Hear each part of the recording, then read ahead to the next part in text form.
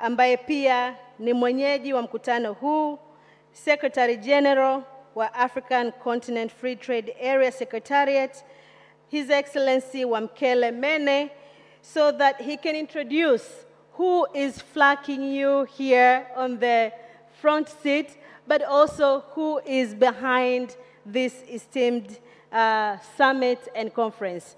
Without further ado, Your Excellency President, may I now call upon His Excellency Wamkele Mene for his introductory remarks. Karibu Wamkele Mene.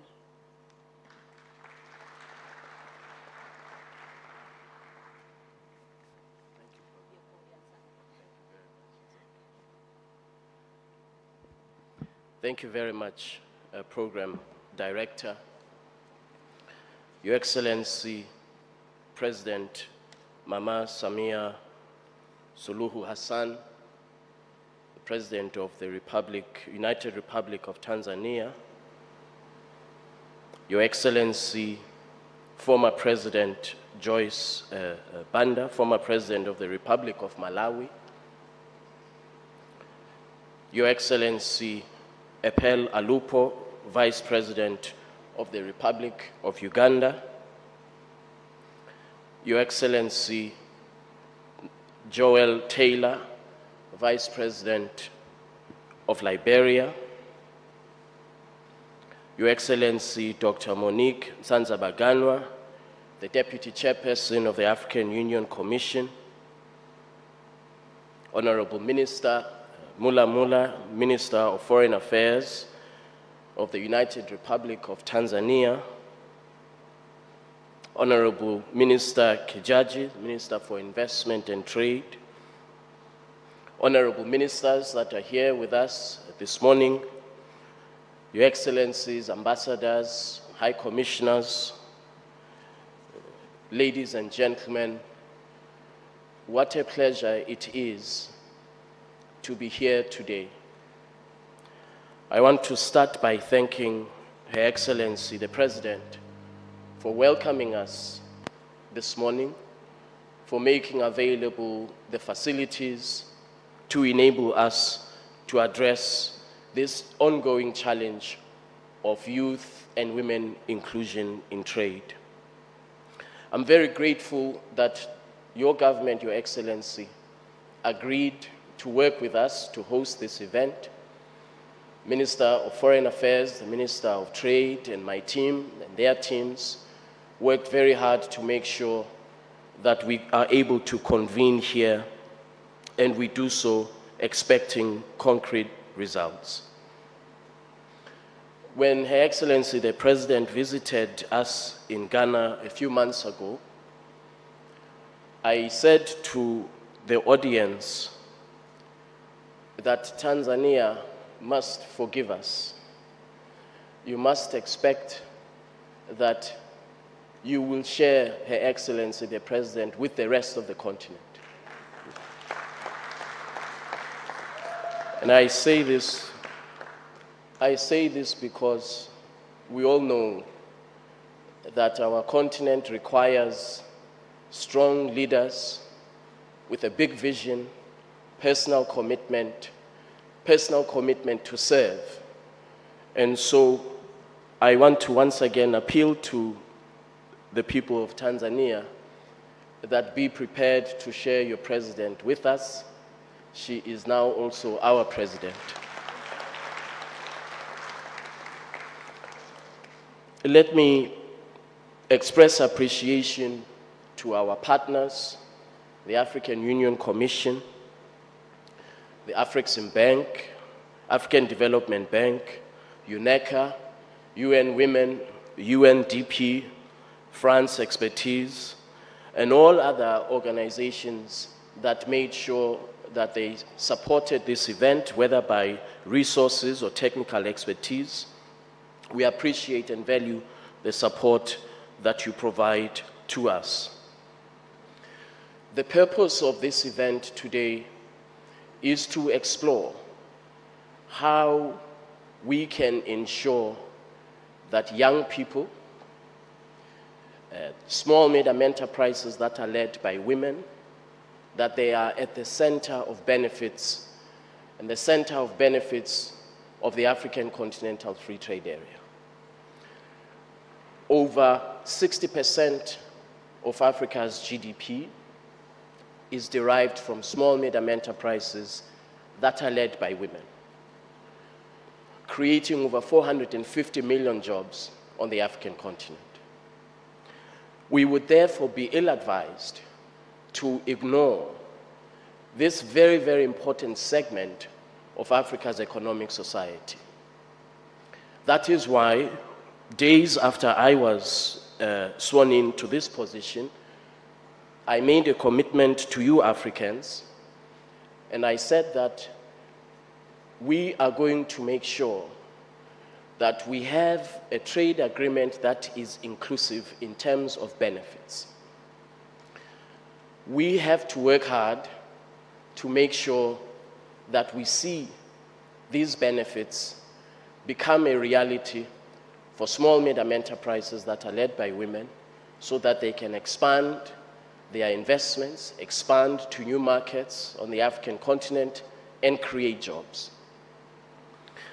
Today, the African Continental Free Trade Area has been ratified by 43 countries. 43 countries have accepted the obligations to reduce and eliminate barriers to trade, to make sure that we create opportunities, not only for the big countries, but to create opportunities for all countries on the African continent. That is why today, working with Afreximbank, we have established the AfCFTA Adjustment Fund. We have already raised over $1 billion to make sure that we address this particular challenge of inclusivity, not only from the perspective of big countries, but also to ensure that smaller economies in Africa, that they see the benefits of the trade agreement. We have a very, very substantial challenge ahead of us. All of us, 55 countries, contribute less than 3% to global GDP. We contribute, the entire continent contributes 2.1% to global trade and global output. We are not as competitive as a continent as we should be, and that is because for many, many decades, we have been fragmented. We have been operating on the basis of smallness of national economies. We have not sufficiently leveraged on the large potential that the African continent has. 1.3 billion people with a combined GDP of 3.4 trillion United States dollars, which is projected by the year 2035 to be close to 8 trillion United States dollars. I'm afraid if we do not aggressively implement the AfCFTA, we shall forever remain a continent of hope and not reaching our objectives. This continent is as equally capable of being globally competitive as any part of the world. Our continent, as we all know, is well endowed in natural resources, but we lack the capacity for value addition and industrial development. This morning, Her Excellency the President, we supported her in touring the exhibitions, the stalls, and we saw with our own eyes products that have been processed, value addition here in Tanzania. This is the objective for our continent: industrialization, job creation, innovation, creating opportunities for young people, and creating opportunities for small, medium enterprises that are led by women. In the implementation of the AfCFTA, we will not see the very concrete objective of poverty alleviation if we focus only on large corporations, which they should benefit, or if we focus only on the big countries. And so I'm very grateful that today is the first step for us to explore how, in concrete terms, we can create opportunities, we can enhance inclusivity in trade, and make sure that everybody benefits. The World Bank made a projection. The projection was that by the year 2035, where as Africans we implement the AfCFTA, we have an opportunity to lift 100 million Africans out of poverty, 70 million Africans out of extreme poverty. We have an opportunity to create, to improve our GDP, combined GDP, by over $450 billion by the year 2035, to boost intra-Africa trade by over 80%. The most compelling part of that projection is that the immediate beneficiaries, where we implement the agreement, according to the World Bank, the most immediate beneficiaries will be small, medium enterprises that are led by women and young people.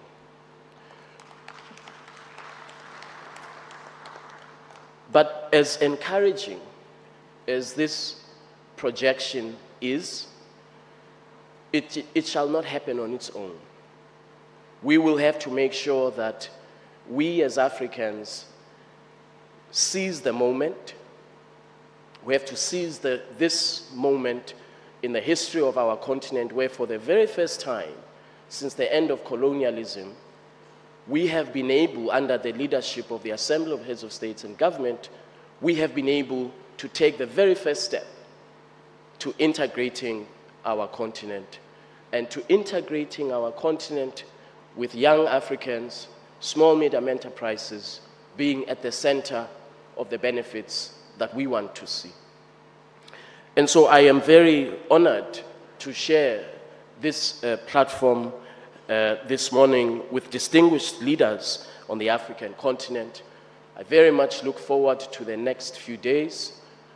I hope that we will have very concrete outcomes that will enable us to implement the protocol on women and youth in trade, which has already, is already being negotiated by countries who have ratified the agreement.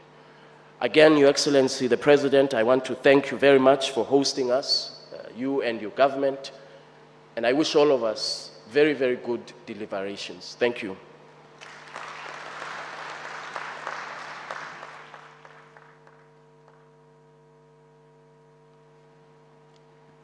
Thank you, Your Excellency Wamkele Mene. Another round of applause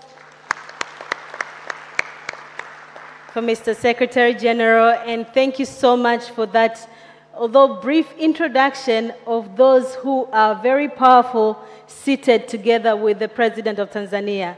So if I may steal a little bit of your time, delegates, so that we can at least acknowledge their presence from this front desk, I think that is doable.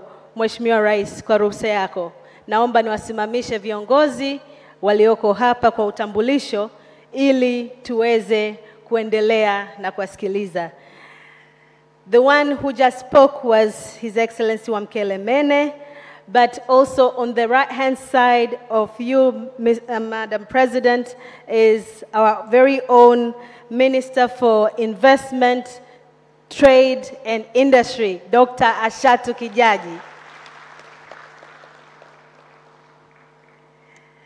Together with Dr. Ashatu Kijaji, on Mr. Wamkele's left hand is our very own from East Africa, Her Excellency Jessica Alupo, Vice President of the Republic of Uganda. Together with them, on the very right-hand side of Dr. Ashatu Kijaji is Madam Her Excellency Jewel H. Taylor, Vice President of Republic of Liberia. And together with that, from the very left-hand side of Dr. Lupo is Her Excellency Dr. Monique Nsanza-Baganwa, Deputy Chairperson, African Union Commission. And towards the right-hand side of Her Excellency Dr. Jewel is our very, very own Her Excellency Dr. Joyce Banda, former President of Malawi.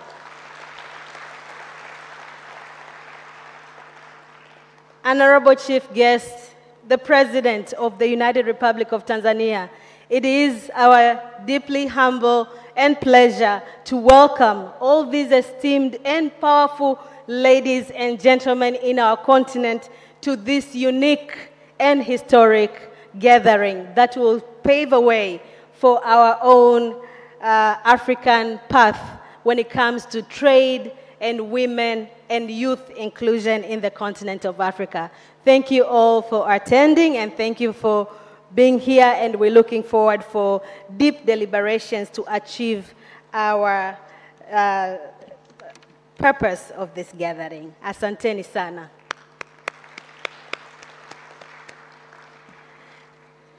Mheshimiwa Rais, hatua inayofuata sasa baada ya kusikia maneno ya utangulizi kutoka kwa Katibu Mkuu wa Secretariat, sasa naomba nimkaribishe kwa heshima na taadhima Mheshimiwa Dr. Monique Nsanza-Baganwa, ambaye yeye ni mwenyekiti msaidizi wa Kamisheni ya Umoja wa Afrika kwa ajili ya neno lake. Her Excellency Dr. Monique, your podium, please. Karibu.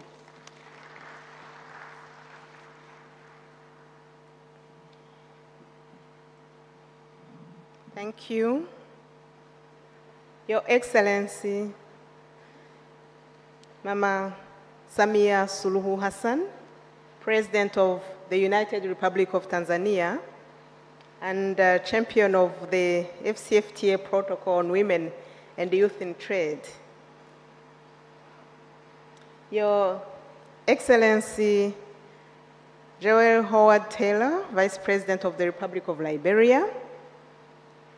Your Excellency Jessica Rose Epela Lupo, Vice President of the Republic of Uganda. Your Excellency Dr. Joyce Hilda Banda, former President of the Republic of Malawi. Your Excellency Wamukele Emene, Secretary General of the African Union of the African Continental Free Trade Area Secretariat. Excellency Ambassador Liberata Mulamula, Minister of Foreign Affairs and East African Cooperation, United Republic of Tanzania. Your Excellency Dr. Ashatu Kijaji, Minister of Investment, Industry and Trade, United Republic of Tanzania. Your Excellencies here present, ladies and gentlemen, I stand on all the previous protocol. Good morning, and it's indeed an honor for me and a privilege to be part of this momentous event that is the AfCFTA Conference on Women and Youth in Trade. I bring you greetings and good wishes from His Excellency Musa Faki Mahamat, Chairperson of the African Union Commission, who also wishes all of us happy 20th anniversary of the African Union, which is marked on the 9th of September. But at the same time,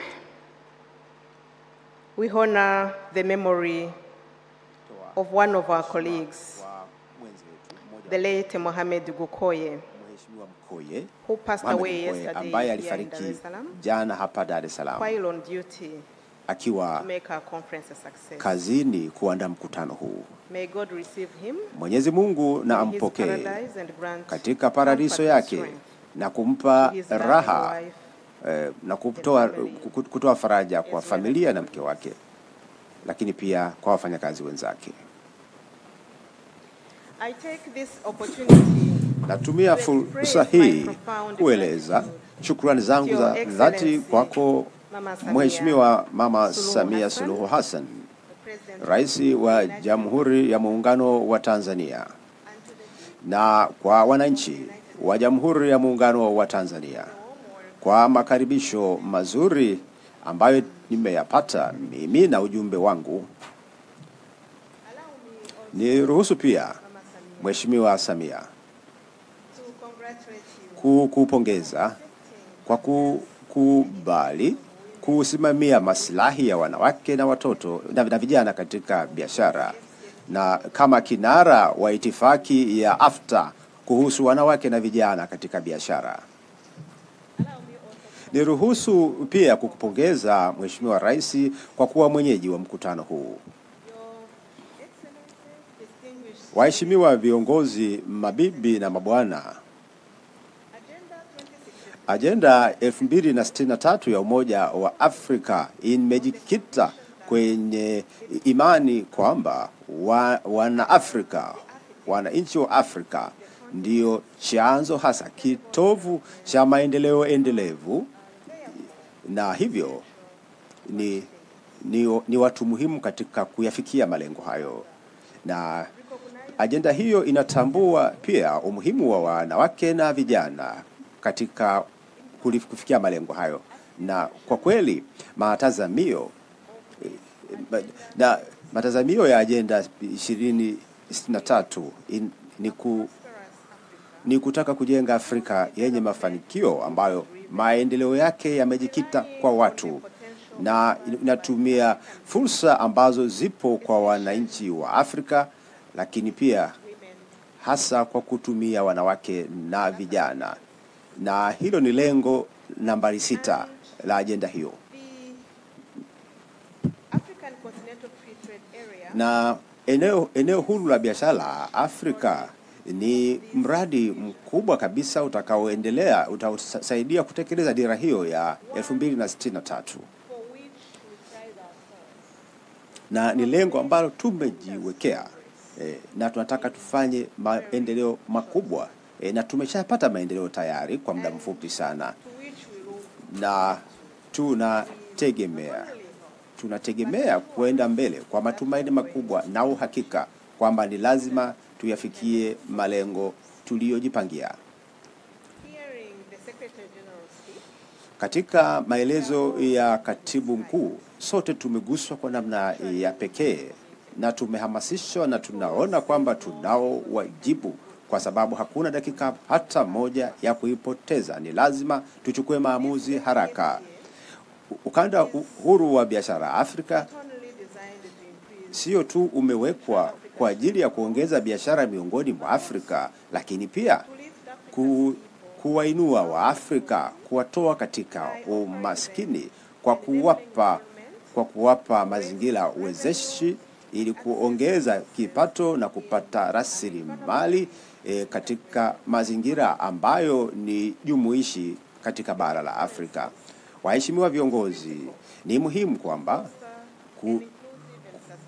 kuwa na maendeleo ya kiuchumi na kijamii ambayo ni jumuishi, iliyojikita kwa watu ambao ndio wanatakiwa kunufaika na maendeleo hayo.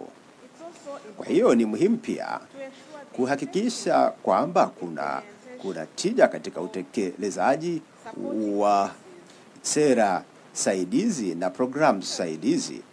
Kwa hakika, of course, kwa kweli zipo changamoto mbele yetu. Mkutano wa wanawake na vijana katika biashara sasa ni jukwaa muhimu la kujadiliana na wadau wote, ikiwa ni pamoja na wajasiriamali wanawake na vijana, kuhusu changamoto wanazokabiliana katika biashara ya mipakani, lakini pia kuhusu ufumbuzi ambao wangependa AfCFTA na hasa ile itifaki ya wanawake na vijana katika biashara kutoa ni suluhisho gani wanalitaka. Mkutano huu wa wanawake na vijana katika biashara ni udhihirisho wa hatua kubwa kabisa ya uamuzi wa kisiasa kuhakikisha hakuna yeyote anayeachwa nyuma. Na uwepo wa viongozi hawa wote leo ni uthibitisho kabisa kwamba tunayo dhamira hiyo ya kutomwacha yeyote nyuma, na kwa wanawake na vijana kunufaika na fursa ambazo zinatolewa na eneo huru la biashara AfCFTA, ni lazima wawe na uwezo wa kupata rasilimali za kifedha, lakini pia na vigezo vingine vya uzalishaji ili waweze kukuza biashara zao ili kuweza kufikia soko la AfCFTA. Kwa hiyo ni katika muktadha huo na kwa kutegemea mwelekeo wa Umoja wa Afrika kuhusu ujumuishi wa wanawake kifedha, ndi kwamba wanawake na vijana wataweza kujumuishwa katika huduma za kifedha kupitia mpango huo unaoitwa Wi-Fi ambao ni mpango wa Umoja wa Afrika. Na kupitia mpango wa Wi-Fi kutakuwa na mfumo wa ushirika ambao umewekwa ili kutumia bilioni 100 za dola za Kimarekani kwa ajili ya kuwawezesha wanawake na vijana angalau milioni 10 kuanzia sasa ifikapo mwaka 2030. Mpango huo wa Wi-Fi pia unataka kuongeza uwakilishi wa wanawake na vijana katika nafasi za uongozi. Sote tunafahamu kwamba tunalo lengo la Umoja wa Afrika kwa ajili ya kufikia usawa wa kijinsia wa 50-50, lakini pia angalau kwa 35% kwa vijana. Mpango huu pia una lengo la kukuza ushirika ili kuongeza ushirika wa wanawake na vijana katika shughuli za umma na fursa zingine, hasa kwenye manunuzi ya umma. Dada yangu hapa anataka kufikia 40% kwa ajili ya wanawake na vijana na wajasiriamali kwa ujumla, hasa kwenye manunuzi ya umma, kwamba yaelekezwe huko. Na mpango huu na kutengeneza ajira na kurahisisha wanawake na vijana kufanya biashara. Na hayo ni masuala ya msingi ambayo tunayaangalia tunapotaka kuungana kwa pamoja kama bara.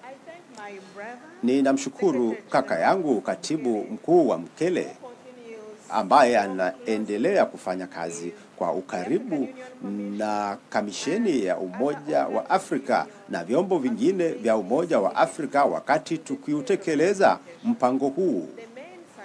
Na vigezo vya mafanikio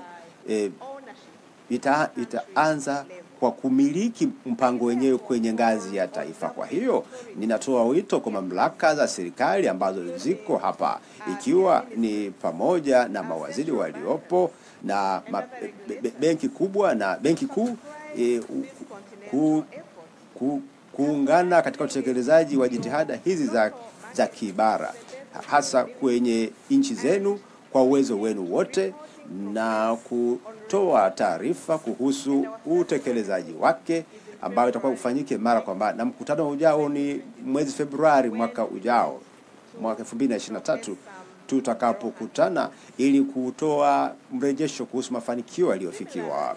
Halika natoa mwaliko kwa wadau wote wa sekta binafsi na taasisi za kifedha ambao pia ni sehemu ya sekta binafsi, jumuiya za kiraia, lakini pia mashirika ya wanawake na vijana na washirika wa maendeleo waweze kukusanya rasilimali zao za kifedha na zingine ili kuhakikisha kwamba tunaweza kuwasaidia wanawake na vijana wawe ndio injini ya uchumi wetu, ili wachangie kwenye kupata ufumbuzi ambapo Afrika inahitaji, ili kuwa na usalama wa chakula, kuwa na afya, kufanya biashara na kuendeleza viwanda ndani ya mipaka yake. Waheshimiwa viongozi, mabibi na mabwana, ninawahamasisha nyote kutumia fursa ya jukwaa hili la AfCFTA, mkataba wa AfCFTA, na kutumia mkutano huu wa wanawake na vijana katika biashara ili kupendekeza malengo ya msingi ya wazi kwa ajili ya mafanikio. Ni muhimu sasa kufanya maamuzi kwa ajili ya utekelezaji wa sera na programu ambazo zinawawezesha wanawake na vijana kutumia fursa ambazo zinatolewa na AfCFTA, na wao kuwa ndio vinara wa kusimamia maendeleo yao wenyewe. Kamisheni ya Umoja wa Afrika inayo dhamira ya dhati kuendelea kufanya kazi na wadau wote, ikiwa ni pamoja na vyombo vingine ndani ya bara, ikiwa ni pamoja na sekretarieti ya AfCFTA, ili kuhakikisha kwamba AfCFTA inatekeleza malengo yake ya maendeleo kwa wote. Ninawatakia maamuzi mema na ninawashukuruni sana.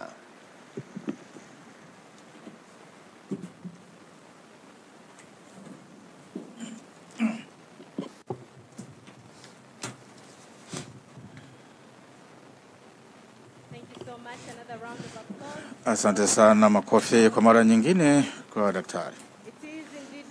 Ni kweli kabisa kwamba itifaki hii itasaidia kufungua milango mingi kwa ajili ya wanawake na vijana Tanzania na bara zima la Afrika. Kwa hiyo tunashukuru sana kwa maneno mazuri haya ambayo yanatupeleka mbele katika mwendo wetu. Mheshimiwa Rais wa Jamhuri ya Muungano wa Tanzania, tunaenda sasa kwa mujibu wa ratiba yetu, na sasa tutapata hotuba ya Mheshimiwa Wankele.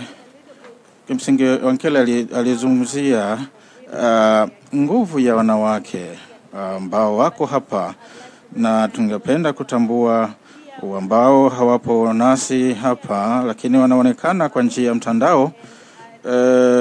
Na kwa sasa kadri tunavyo watambulisha wanawake walioko hapa, ningependa pia kutumia kuwapa nafasi ya kuongea maneno machache, kutoa maneno machache kwa ajili ya programu hii. Na Mheshimiwa wa Jamhuri ya Kidemokrasia ya Federali ya Ethiopia ambaye yuko sasa mtandaoni ataongea, na baada hapo tutaenda kwa Mheshimiwa Joel Olaltaylor, makamu wa rais wa Jamhuri wa Liberia, lakini pia tutapata hotuba kutoka kwa Mheshimiwa Jessica Rose Pele Alupo, makamu wa rais wa Jamhuri ya Uganda, na mwisho sio kwa muhimu tutapata hotuba fupi kutoka kwa rais mstaafu wa Jamhuri ya Malawi, Mheshimiwa Dr. Joyce Banda. Na basi naomba kwa mtiririko huo ni mruhusu Mheshimiwa Saleh Zaidi kutoka Ethiopia. Asante sana dada yangu. Mheshimiwa Rais Samia Suluhu Hassan, Rais wa Jamhuri ya Muungano wa Tanzania, lakini pia kinara wa biashara yetu, dada zangu, Mheshimiwa Rais ni pia katibu mkuu wa tume ya Umoja wa Afrika na wahudhuriaji wote. Nimefurahi kuwa nanyi siku ya leo, lakini kutokana na changamoto za kiufundi nilipata taarifa hii ya jana. Hata hivyo sitapoteza kitu, bila shaka nitafuatilia kila kitu. Basi na hasa hotuba ya dada yangu Rais wa Jamhuri ya Muungano wa Tanzania. Nimefurahi kwamba mkutano huu unafanyika si kwa sababu ya uongozi madhubuti ambao nchi nayo, lakini pia tunaangalia programu ambayo ni ya Umoja wa Afrika, na tunaona mfano Tanzania kama kitu ambacho ni kizuri kutokana na hii tume. Na mradi wa shirika letu la Umoja wa Afrika, lengo likiwa ni utangamano wa Afrika. Mimi ambaye nimekuwepo kwenye shirika hili kwa miaka kadhaa, nimekuwa nikiangalia utangamano kwamba ilikuwa kama ni ndoto ya muda mrefu, na AfCFTA na fursa ambazo tunawapatia wanawake kuwa vinara ni jambo la muhimu katika safari yetu. Muktadha ambao tuko nao na tunajitahidi kwenda kwa kasi kadri tuwezavyo, sema iwazi. Leo tunatakiwa kuwa pamoja na kutembea kwa pamoja kwa kina. Nchi kadhaa zimekuwa zina pambana kutokomeza njaa. Afrika ina njaa, na hii bila shaka itatusaidia kugusa mipaka yetu. Na mkutano huu kwa kweli umekuja kwa muda mwafaka kabisa. Kama ambavyo nimesema, tumeona miradi mingi ya Umoja wa Afrika ambayo mingine imeshaanza, lakini miradi mingine bado inasuasua, na hili ni muhimu sana. Tunaweza sisi tukawa ndo chanzo cha mabadiliko, na jambo ni muhimu sana hili. Wanawake ndo kwa kweli kiungo kikubwa sana katika biashara mipakani, na wanaweza kusaidia kiubunifu katika rasilimali ambazo bara letu linazo. Na hivyo ili kuhakikisha kwamba mradi huu unafanikiwa, nitarudi baadaye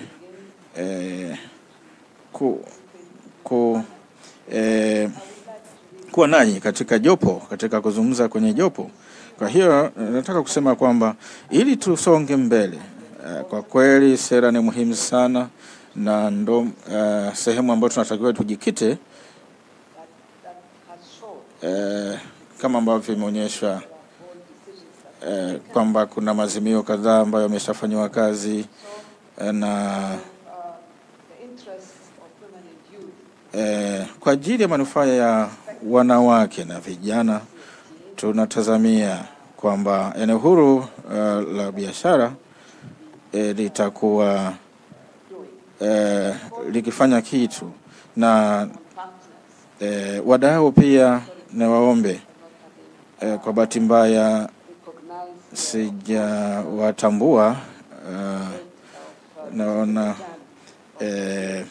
katibu mkuu wa secretariat ya AfCFTA, kama ambavyo nimesema tunatakiwa tuwe katika nafasi ya kukimbizana katika kutekeleza hili, kwa sababu inaonyesha sisi kama wa Afrika tunaweza kuwa na miradi ambayo ni makini ikatekelezwa kwa ajili ya kunufaisha wengi. Mheshimiwa Rais na wahudhuriaji wengine, baada ya maneno haya machache, ningependa sasa kusema kwamba natazamia mazungumzo mema. Asanteni sana. Hayo yalikuwa natoka kwa Mheshimiwa Saleh Kazede, Rais wa Jamhuri ya Kidemokrasia ya Kifederali ya Ethiopia. Naomba sasa nichukue fursa hii kumwalika Mheshimiwa Jewel Howard Taylor, Makamu wa Rais wa Jamhuri ya Liberia. Mheshimiwa Makamu wa Rais, karibu sana.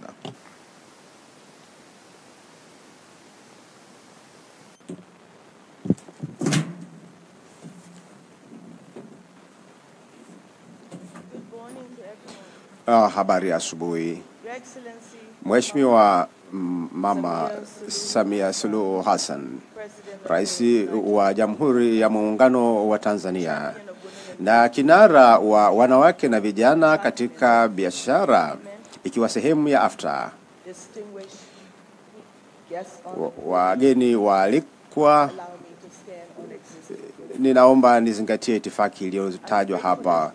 Nina furaha sana kuwepo hapa asubuhi ya leo, na namshukuru Mungu kwamba mimi na ujumbe wangu tumefika hapa salama kutoka umbali mrefu kabisa. Tunapozungumza eneo huru la Afrika, la biashara Afrika, tumetoka Monrovia kule magharibi hadi Addis Ababa kule kaskazini, hafu mpaka Dar es Salaam huku mashariki. Tumetumia siku 2 kufika hapa, lakini tunasafiri maeneo mbalimbali duniani, na ninashangaa kwamba ni neema ya Mwenyezi Mungu imetusaidia kufika salama hapa na kushiriki katika jukwaa hili muhimu. Nashukuru sana. Kabla sijaanza kuzungumza, ninapenda tuwe na dakika moja ya kumkumbuka Elizabeth, Malkia wa Uingereza, ambaye amefariki baada ya kutumikia nchi yake kwa miaka 70.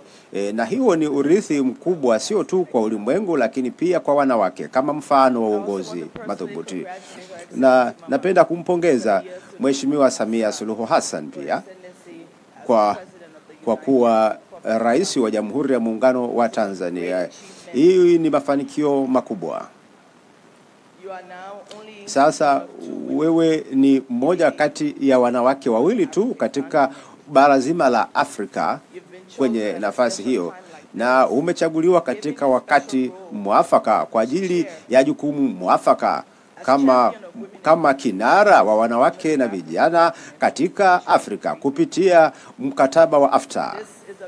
Na hizi nyakati za kufurahisha, wewe unapokuwa kiongozi katika kufikia mageuzi haya, ninakuombea ili Mungu akupe neema ya pekee kabisa na hekima ili uweze kusukuma ajenda hii. Naomba ni kuachie maneno ya Nelson Mandela ambayo alisema, na nanukuu, kwamba sasa jukumu liko kwako ili kuweza kutengeneza ulimwengu bora kwa ajili ya wanawake na vijana.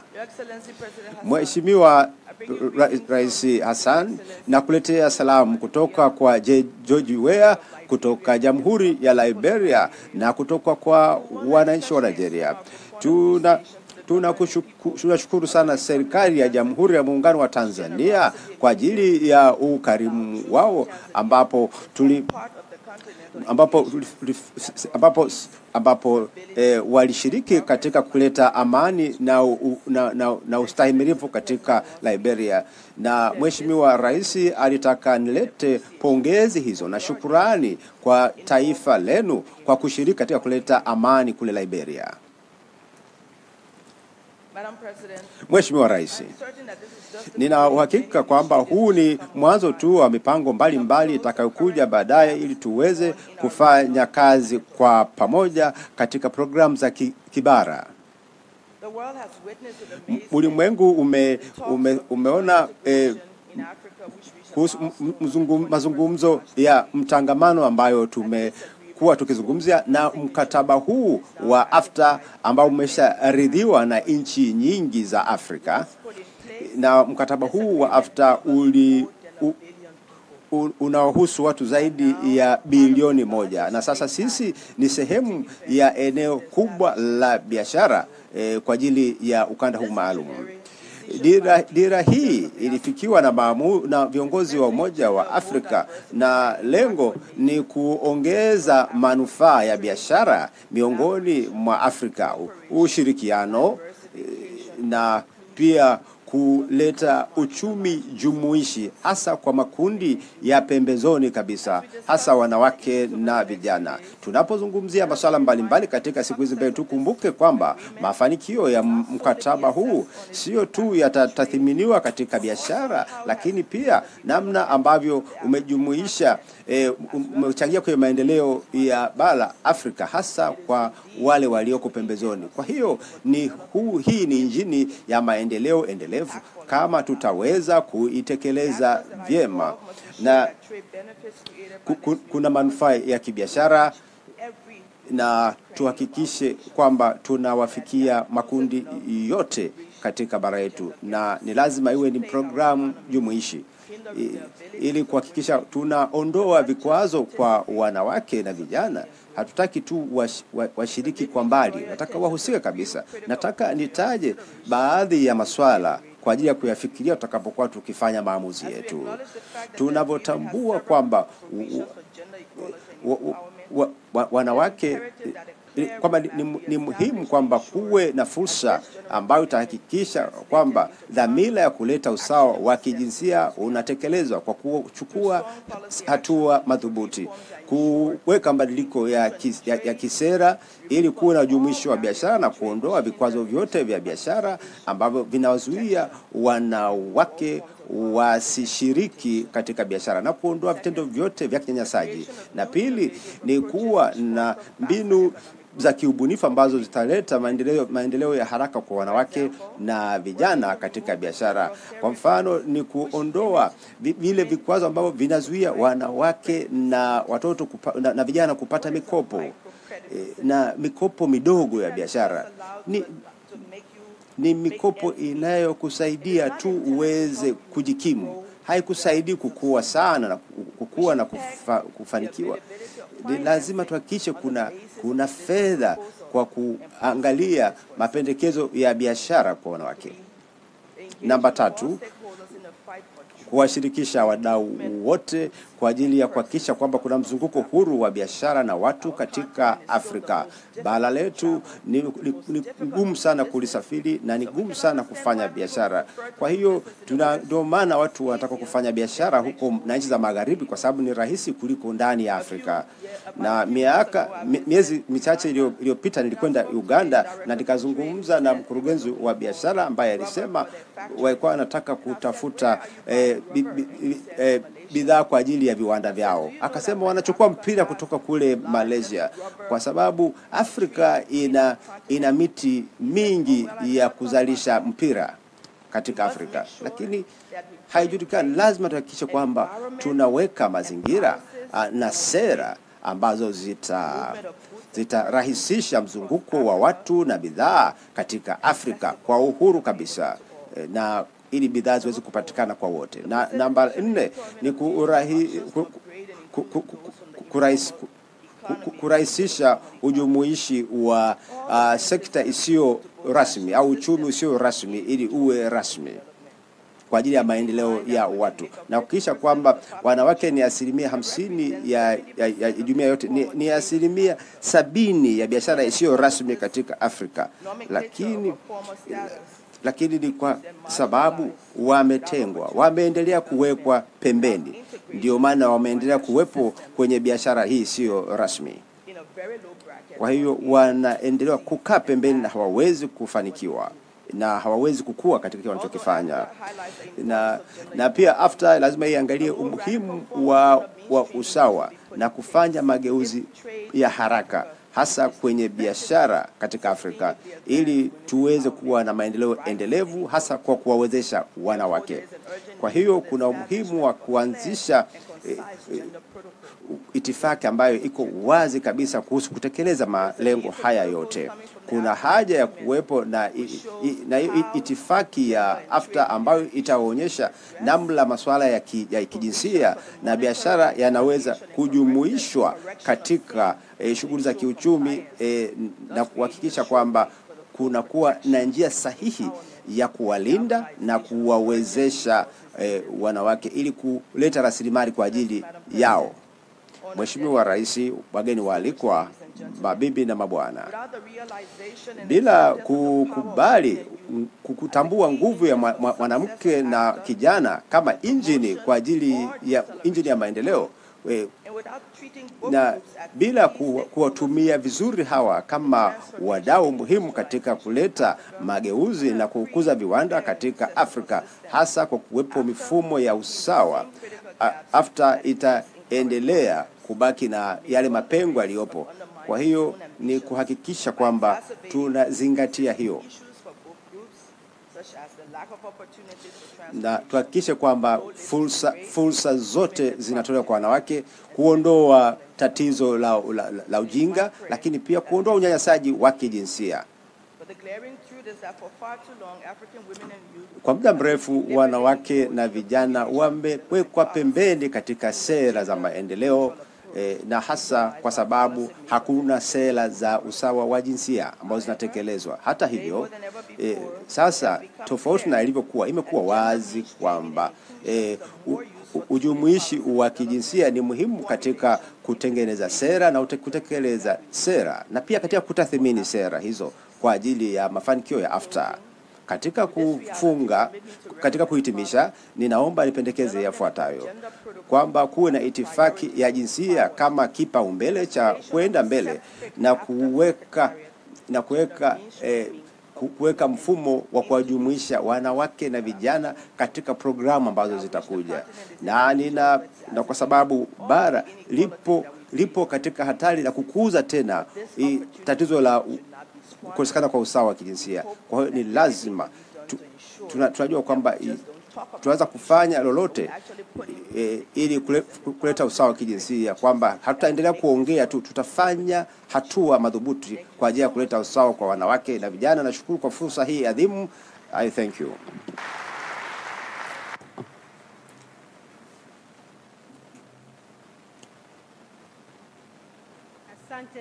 Thank you very much, Excellent Dr.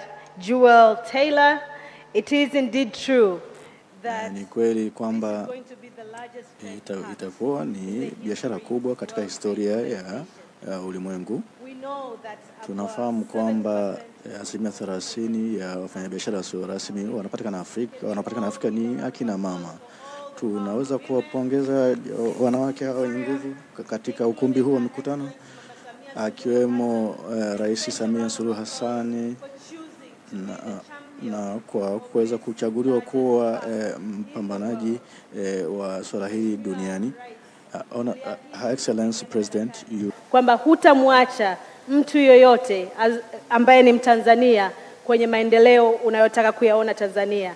Na hii kauli yako imejidhihirisha kifasaha ulipoamua kuchukua uwenyekiti, lakini pia uchampion wa mkutano huu, na kuhakikisha kwamba sio tu wanawake wa Tanzania na vijana wa Tanzania, lakini Afrika, bara zima la Afrika lisiachwe nyuma kwenye maendeleo na financial inclusion. Tunakushukuru sana sana Mheshimiwa Rais. Bila kupoteza wakati, nilitaka tu kurindima yale maneno ambayo wamesema viongozi wetu waliotangulia, lakini sasa nimkaribishe kwa salamu za ukaribisho Mheshimiwa Jessica Rose Alupo ambaye ni makamu wa rais kutoka Jamhuri ya Uganda. Karibu Mheshimiwa Alupo kwa kusalimia hadhara hii.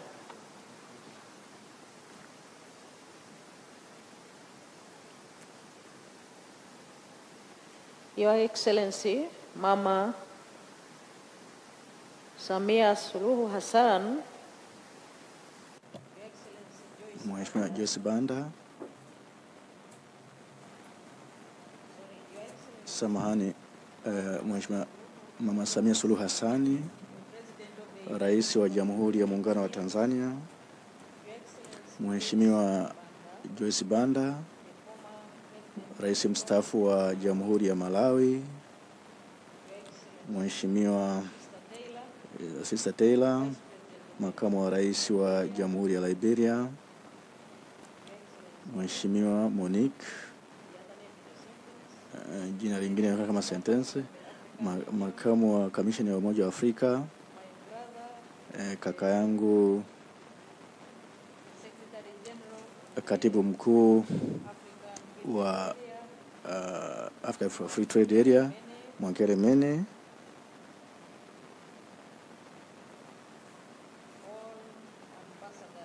mabalozi wote, waheshimiwa mabalozi waliopo hapa, wanadiplomasia, wageni waalikwa wote, ukiwemo mawaziri, pamoja na waziri wa jinsia na maendeleo ya kijamii. Mheshimiwa Rais, nimekuja na Mheshimiwa waziri ambaye ni sehemu ya ujumbe wangu, na mawaziri wengine kutoka Tanzania na wajumbe kutoka nchi zingine, wageni waalikwa wote, mabibi na mabwana. Good morning to you all. Thank you so much.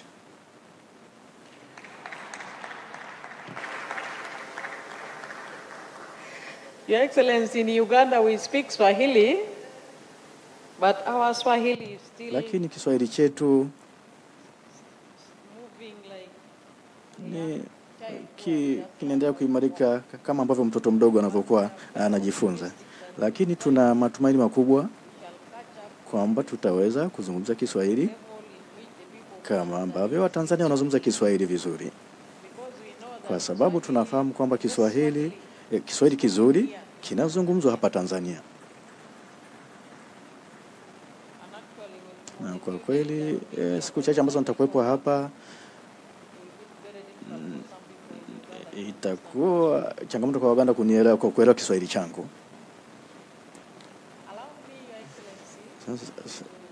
No. The organizers of this very important conference, but most importantly, let me thank you for accepting to host the conference, but also thank you for the warm hospitality you have accorded to all of us, the delegates who have come to attend the conference. I would also like to thank you for inviting me to come here and participate in this conference. And I would like to bring you very warm and fraternal greetings from your brother, His Excellency General Yoweri Kaguta Museveni, the President of the Republic of Uganda.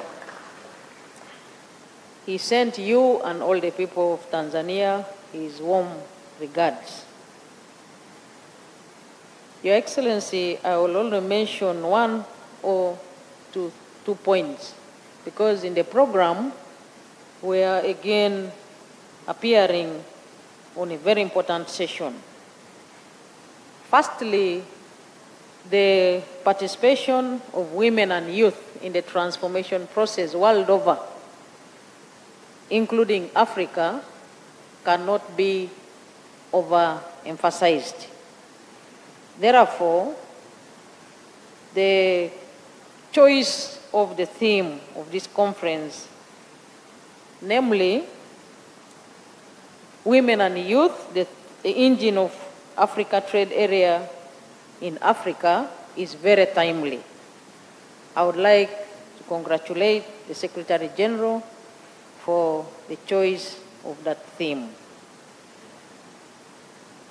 For the sake of Uganda, Your Excellency, ladies and gentlemen, we believe that there are 4 sectors where wealth creation and jobs can be got from. And Your Excellency, we believe that women should fully participate in the 4 sectors. And practically in Uganda, the women are participating in those 4 sectors, namely commercial agriculture, manufacturing, or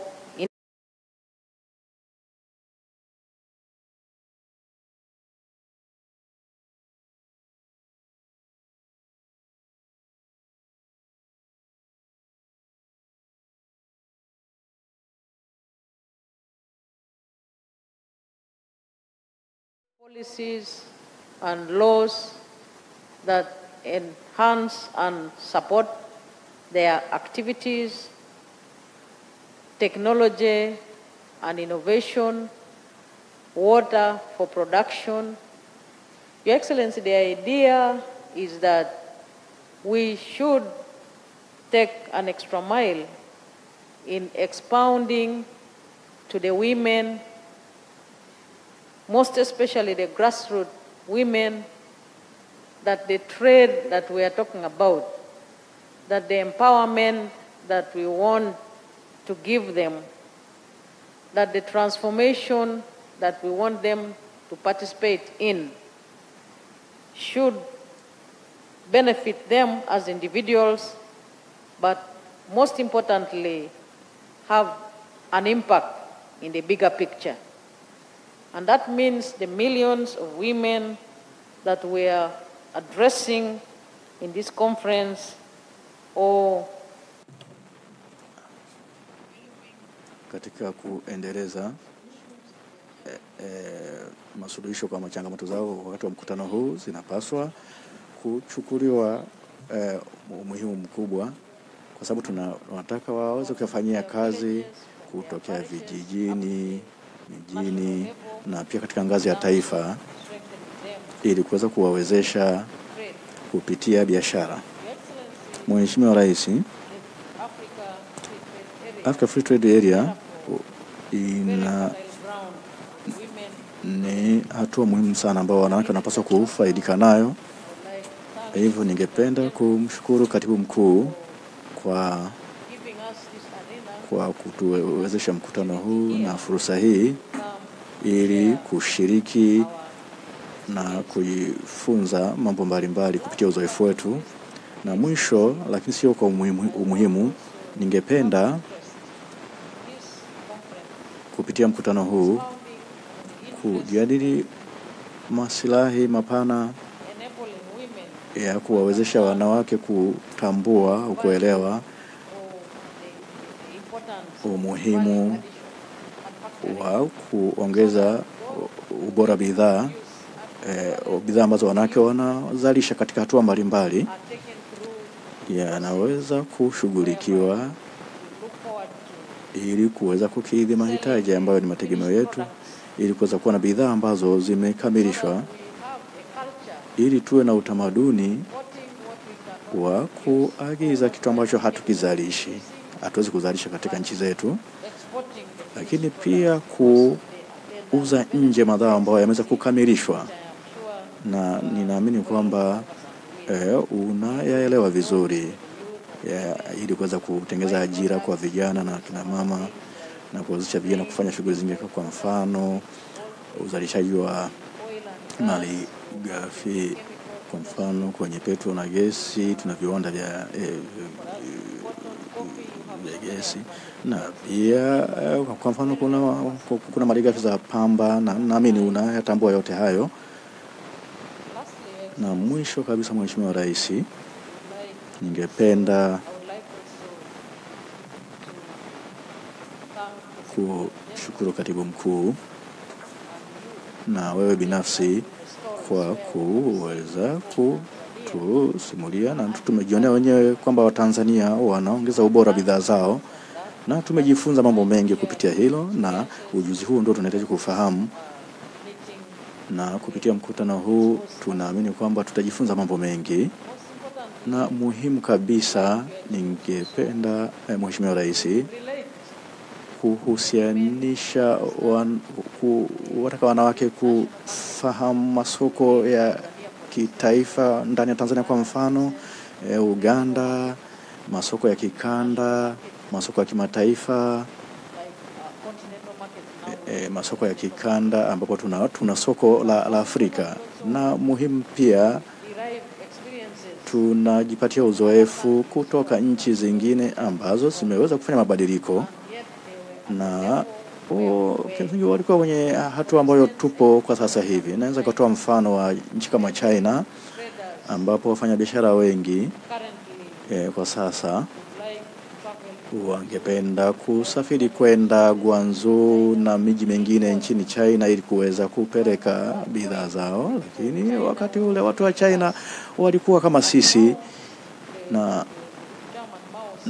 mwenyekiti Mao Zedong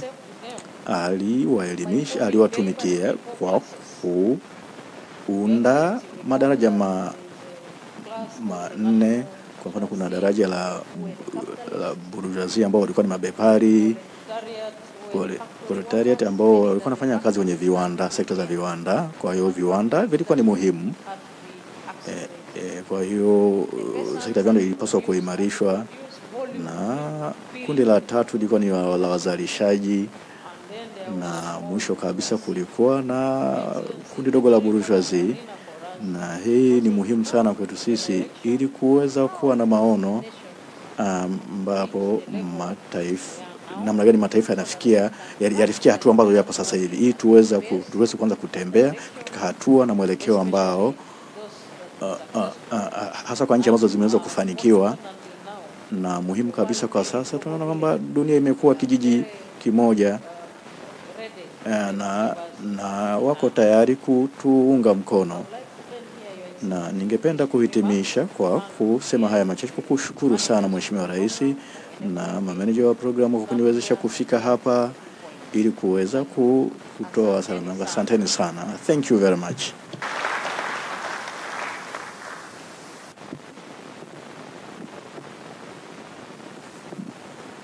Asante sana Dr. Alupo kwa maneno yako. Nimejua kwamba unanielewa vizuri kwa Kiswahili, ndio maana nilikuita kwa Kiswahili na kukutambulisha kwa Kiswahili. But for the sake of ni kwa sababu ya washirika wengine, waheshimiwa viongozi,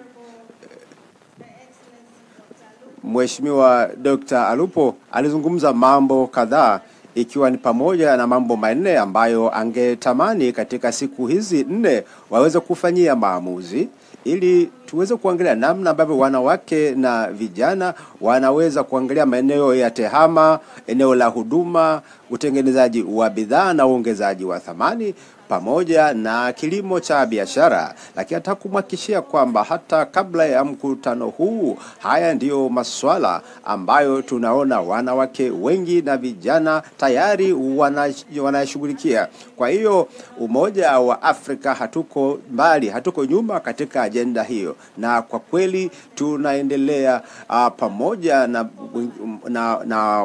na wengine wote kwamba tunarasimisha haya yote ambayo tayari anafanya. Bila kupoteza muda, naomba sasa nimkaribishe Mheshimiwa Dr. Joyce Banda ambaye ni rais mstaafu wa Jamhuri ya Malawi, ili naye aweze kutoa hotuba yake na kutoa salamu kwa hadhara hii.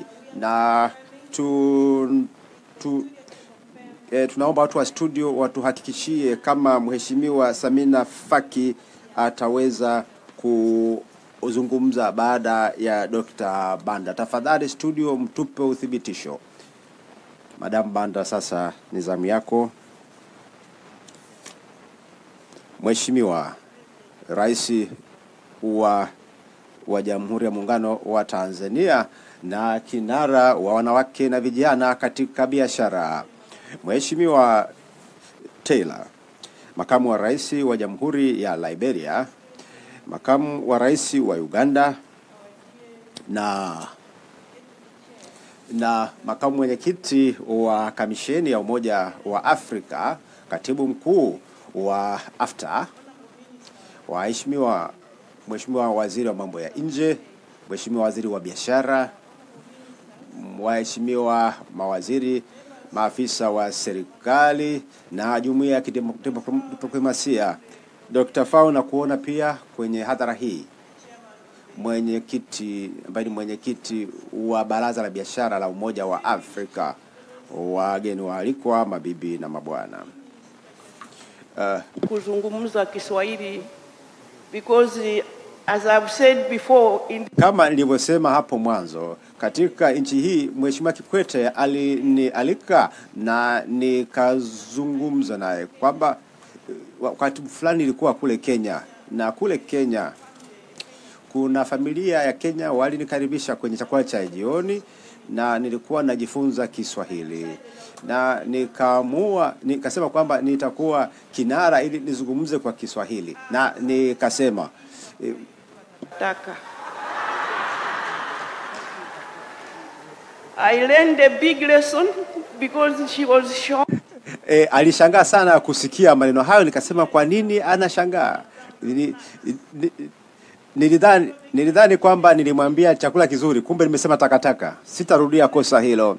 Mabibi na mabwana, nilipoalikwa kwenye shughuli hii, nilidhani kwamba ninaalikwa kwa sababu nimekuwa kinara wa biashara na viwanda katika nchi yangu na katika bara la Afrika. Mimi sio tu mfanya biashara, lakini nina fursa kubwa kwa ajili ya wanawake na vijana. Kwa umri wangu wote wa utu uzima nimekuwa huko. Nilikaa mwezi mmoja na Muhammad Yunus. Nimekwenda Alabati, nilikuwa India. Nilikuja na kutengeneza mfumo wa fedha wa mikopo midogo midogo na kusaidia wanawake kwa ajili ya kuleta biashara endelevu. Kwa hiyo nilipoenda kukutana na rais wangu ili nimwambie kwamba ili nimwage kwamba dada yangu amenialika kuja hapa kwenye tukio hili kwa sababu mimi ni mfanyabiashara, akasema hapana, unaenda kama balozi wetu wa Malawi. Kwa hiyo mabibi na mabwana, naomba mpokee salamu kutoka kwa rais wetu Lazarus Chakwera na kutoka wananchi wa Malawi. Tarehe 25 niliambiwa kwamba ningekuja kusalimu tu. Kwa hiyo ninatumaini kwamba nitazungumza kwenye jopo, kwa hiyo sitapoteza muda wenu. Nataka niseme kwamba tarehe 25 Agosti nilialikwa na chuo kikuu cha Johannesburg kwenda na kuzungumza, kutoa mada kuu kuhusu kwenye kumbukumbu ya miaka 30 ya uwepo wa Sadiki. Na tuangalie tumetoka wapi, tupo wapi, na tunataka kuelekea wapi, mafanikio yetu na changamoto zetu. Na baada ya tukio hilo nilifanyiwa mahojiano na ile shirika la utangazaji la Afrika Kusini, na swali ambalo aliouliza ilikuwa, Joyce Banda, hivi maoni yako ni nini kuhusu uhamaji wa kiuchumi, kwamba watu wanatoka kutoka nchi moja kwenda nchi nyingine na watu wanakuja Afrika Kusini, na mmeona hivi karibuni mapigano na hofu iliyopo, na maoni yako ni yapi? Na nikasema ndio, hilo ni swala muhimu kulijadili, lakini siwezi kuzungumza kwa dakika 2, lakini msimamo wangu na nataka niwashirikishe nini, kwa sababu ni kitu muhimu sana katika tukio hili. Nisema kwamba ndio, watoto wetu wanakufa kule Mediterranean wakienda Ulaya kutafuta fursa, na mabinti zetu wanakufa kule Afrika kule mashariki ya mbali ambako wananyanyaswa vibaya, na watoto wetu wa kiume na wa kike wanaenda kwenye nchi zingine ambako wanatendewa vibaya na wananyanyaswa na hawakaribishwi. Na ufumbuzi ni mkutano huu ambao tunaofanya leo. nikasisitiza, kwa sababu nimekuwa kiongozi mimi mwenyewe, ni kuhusu udhubutu wa kisiasa. Lazima tuhakikishe kwamba katika nchi zetu tunatengeneza fursa kwa ajili ya wanawake na vijana wetu, ili kuhakikisha kwamba wana vitu vya kufanya katika nchi zao na hawana haja ya kusafiri na kufa na kunyanyaswa huko katika mataifa mengine. Nataka kupongeza katibu mkuu na napongeza mkutano huu, lakini la muhimu zaidi ningependa kusema kwamba ninataka kukubaliana na kinara rais wangu Mwalimu Julius Nyerere, ambaye alisema huwezi kufanya maendeleo ukienda peke yako mbele na kuacha jamii nzima nyuma, kwamba haiwezekani nchi moja ikapata maendeleo na kufanikiwa wakati wanawake hawako sehemu ya mchakato huo. Wageni walikuwa mabibi na mabwana, ningependa niseme kwamba nitazungumzia yale ambayo nafikiria kwamba serikali inatakiwa kufanya, lakini la msingi kwangu ni udhubutu wa kisiasa, dhamira ya kisiasa. Tutaangalia kwamba maamuzi na vitendo vya viongozi ndio vitaleta fursa kwa watu wao. Kwa hiyo ninataka kumpongeza mheshimiwa dada yangu Mama Samia, ambaye ni rais wa jamhuri hii, kwa ushawishi alionao kwa wanawake na viongozi wengine katika bara zima la Afrika. Mheshimiwa Rais, nataka nikwambie tunakuangalia na tunaona namna unavyofanya kazi usiku na mchana, na tunamshukuru Mungu kwa ajili yako, na nataka nikushukuru wewe kwa ajili ya kumtii Mungu, kwa sababu amekuita wewe nyakati kama hizi uweze kuhudumia watu wako, na unafanya hilo kwa unyenyekevu mkubwa. And may God Thank you.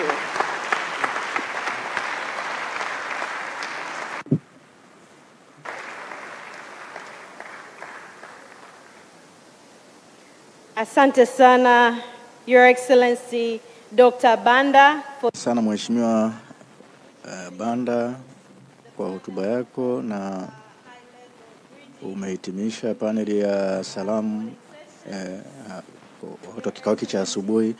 Mheshimiwa Rais, ni muda mwafaka ambayo inahitimisha hotuba za wageni kutoka nje ya nchi, na tunaposema kwamba umetumwa na Mwenyezi Mungu ili kuweza kuwapokea wageni hawa na kuweza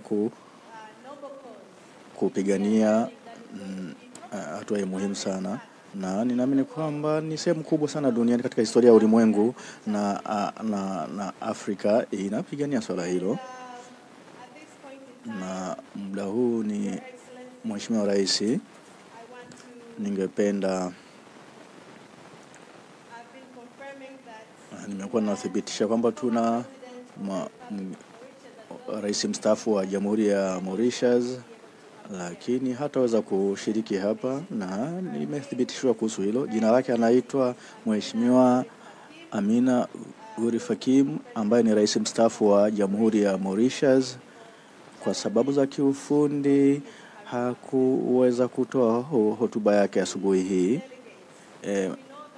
Waheshimiwa wageni, na tunafahamu kwamba wageni wana ujumbe muhimu sana, na kwa sababu mtakuwa hapa kwa muda wa siku 3 ikiweza kujadili masuala muhimu, lakini tungependa kufahamu kwamba kuwajulisha kwamba Tanzania ni jamhuri ya watu wa Zanzibar na Tanzania bara ambao waliunda Jamhuri ya Muungano wa Tanzania, na kwa sababu mko hapa Dar es Salaam mnaweza msipate muda wa kuweza kuitembelea Zanzibar. Kwa hiyo tumeamua kwamba tutaileta Zanzibar mbele yenu. Kwa sababu muda ambao tunamsubiri mgeni kutoka Mauritius, ningependa kumkaribisha mama muhimu sana ambaye ataweza kutupa maonjo ya Zanzibar. Na wakati tunamsubiri Madam Farida, uko wapi tafadhali? Ninafikiri Mheshimiwa Amina anaonekana sasa. Iko sahihi? Samahani, Mheshimiwa Rais, tungependa kumkaribisha Mheshimiwa Fakimu, Rais mstaafu wa Jamhuri ya Mauritius. Asante sana madam. Je, iko sawa? Asante sana Mheshimiwa Rais, dada yangu Samia. Asante sana kwa kunialika. Wageni waalikwa, mabibi na mabwana, habari ya asubuhi, na ninatuma salamu kutoka Mauritius. Ningependa kushiriki tukio hili muhimu sana, lakini sijaweza kushiriki, lakini ningeweza kutoa maneno machache ya kuwatia moyo wakati wa swala hili ambayo ninaamini kwamba ni muhimu sana. Nimemsikiliza dadangu Joyce Banda ambaye amezungumzia swala ambalo tunapaswa kulitafakari sana. Kwa vijana hawa ambao wanafariki katika bahari ya Mediterranean, vijana kutoka Afrika ambao wanazikimbia nchi zetu katika kutafuta fursa, na nchi hiyo ina kila kitu ili kuweza kuwapa maisha bora, na mambo vitu ambavyo wanahitaji ili kuweza kutimiza ndoto zao, kwa sababu bara letu la Afrika litaweza kuwasaidia vijana hawa ili tuweze kuona kwamba bara letu lina mambo mengi mazuri siku za usoni. Na nikizungumza kutoka Tanzania, ninaamini kwamba Mheshimiwa Rais Nyerere na namna gani ambavyo tutaweza kufikia mafanikio ambayo nimeyazungumzia na kuweza kutambua mchango wa vijana na kina mama kwa kutumia science, na tunaamini kwamba wanawake wanawakilisha 50% ya watu waliopo katika bara la Afrika, lakini tunaona kwamba ushiriki wao katika shughuli za kiuchumi, na tunaona kwamba wanawake bilioni 1 hawashirikishwi katika shughuli za kiuchumi, na pengo hili la kijinsia limeweza kuwakosesha fursa za kiuchumi. Na tunaona kwamba wanawake wanavyokuwa na maendeleo ya kiuchumi na kufikia nafasi za manager au kupoteza ajira zao, tunaona kwamba sekta isiyo rasmi ina uwakilishi mkubwa sana wa kina mama, na wengi wao ni watu ambao hawajapata elimu, na kimsingi ni muhimu sana, na tunaamini kwamba wanawake wamekalia nafasi kubwa sana katika sekta hiyo, na wamekuwa hawatambuliwi. Na tunaona kwamba wanawake wengi wanavyoshiriki ndani baada hapo uchumi hukua kwa kiwango kikubwa. Kwa hiyo ni muhimu sana kuondoa kutengeneza hali ya usawa wa kijinsia ili kuweza kuleta maendeleo ya kiuchumi kwa makundi yote. Na nchi zote ambazo zimewekeza katika ushiriki wa wanawake kiuchumi zimeweza kuwa na ongezeko la 20% hadi 23% ya pato ghafi la uchumi wa taifa. Na mchango wa wanawake katika ajira umeweza kuongezeka kwa kiwango kikubwa, na ni muhimu sana kuweka kipaumbele hasa katika swala zima la biashara, uwezeshaji wa kina mama, na hivyo ni muhimu sana kutunga sheria ambazo zitasimamia masuala haya. Na wanawake wengi wamekuwa wanabaguliwa katika masuala ya mirathi, na mabadiliko haya ya kisheria yataweza kuleta mabadiliko makubwa katika nchi zetu ya kisera. Hivyo ni muhimu kubadili mitazamo yetu ili kuwezesha wanawake kuwa katika mstari wa mbele. Na eneo kwa mfano katika sekta ya sayansi, injinia na hisabati, tunaamini kwamba teknolojia na sayansi ni muhimu sana katika maendeleo endelevu, ili kuweza kuhakikisha ushirikishaji wa kina mama katika kilimo, bila kusahau kwamba kilimo kilimo kinashirikisha wanawake wengi sana katika bara la Afrika. Kwa hiyo katika swala zima la elimu na ushirikishwaji wa kiuchumi wa wanawake, na wanawake wamekuwa wachache sana katika sekta hizo, ambao tunaona kwamba mwanamke maarufu kama Rais wa Jamhuri ya Muungano wa Tanzania, na ambapo tumeona kwamba 5% ya wanawake ni viongozi, na wameweza kuwa viongozi wazuri sana katika kuhakikisha ushirikishwaji, na ni muhimu kuwa na malengo ya muda mrefu, lakini idadi hii ndogo ya wanawake haikubariki kabisa, na hiyo haimaanishi kwamba sisi ni dhaifu, lakini tunapaswa kujenga imani kwa wanawake, kwa sababu wanawake wamekuwa wanabaguliwa katika umri mdogo, katika kwa kuaminisha kwamba masomo kama ya fizikia na hisabati ni magumu sana kwao. Hivyo ni muhimu sana kubadilisha mitazamo yetu, ili tunapaswa kuhakikisha kwamba mitazamo hii inabadilishwa ili kuweza kuwawezesha akina mama, ili kuweza kuleta tofauti na mageuzi katika jamii zetu. Tunapaswa kuendelea kuwekeza kwa vijana wetu, wasichana wetu, ili kuhakikisha kwamba viongozi wa kike wanashiriki kikamilifu, ili kuweza kuleta dunia ambayo wanawake wanashiriki kikamilifu. Na tunapaswa kuhakikisha kwamba hakuna mtu atakuwa na wasiwasi na wanawake. Kwa hiyo wanawake wanaweza kuwa mainjinia, madaktari, kwa sababu wana elimu, ujuzi, na muhimu zaidi hali ya kujiamini na kujituma katika ulimwengu huu ambao umemeguka. Hivyo tunapaswa kuwafundisha ili waweze kufanikiwa, na kwa kwamba vijana wetu wanafanikiwa, ili kuwa na wanawake ambao wanafanikiwa makubwa sana. Ningependa kumshukuru dada yangu Rais Samia kwa kunikaribisha katika tukio hili muhimu, na ningependa kumshukuru katibu mkuu na kuweza kunikaribisha ili kuweza kutoa mchango wangu. Sasa kupitia ujumbe wangu huu ninaamini kwamba tumeweza kuleta mabadiliko makubwa ambayo yanapaswa yaendelee wakati wa majadiliano, ili kuhakikisha kwamba Afrika inawawezesha vijana na wanawake. Asante sana kwa kunisikiliza.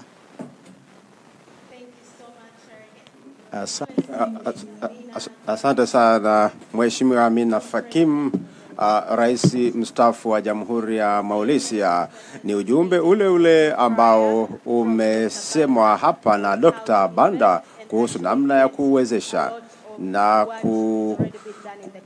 na kutumia fursa zilizoko katika bara letu, hasa kwa ajili ya wanawake na vijana katika biashara. Na sasa ninataka niwape vionjo vya Zanzibar. Nimwite sasa Farida kwa dakika chache na kwa dakika 3 kwa ajili ya ushairi wa Zanzibar. Haya, Mr. Dada Farida hapo kwa ajili ya kusoma utenzi wako.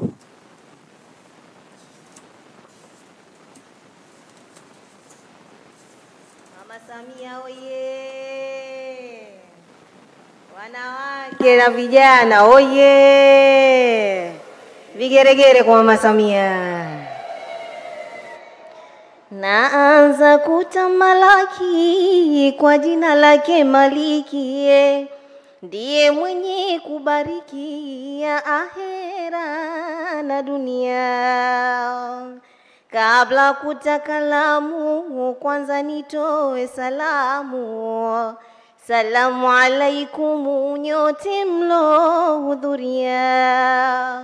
Karibu mheshimiwa kiongozi maridhia, Mheshimiwa Samia mpendwa wetu murua.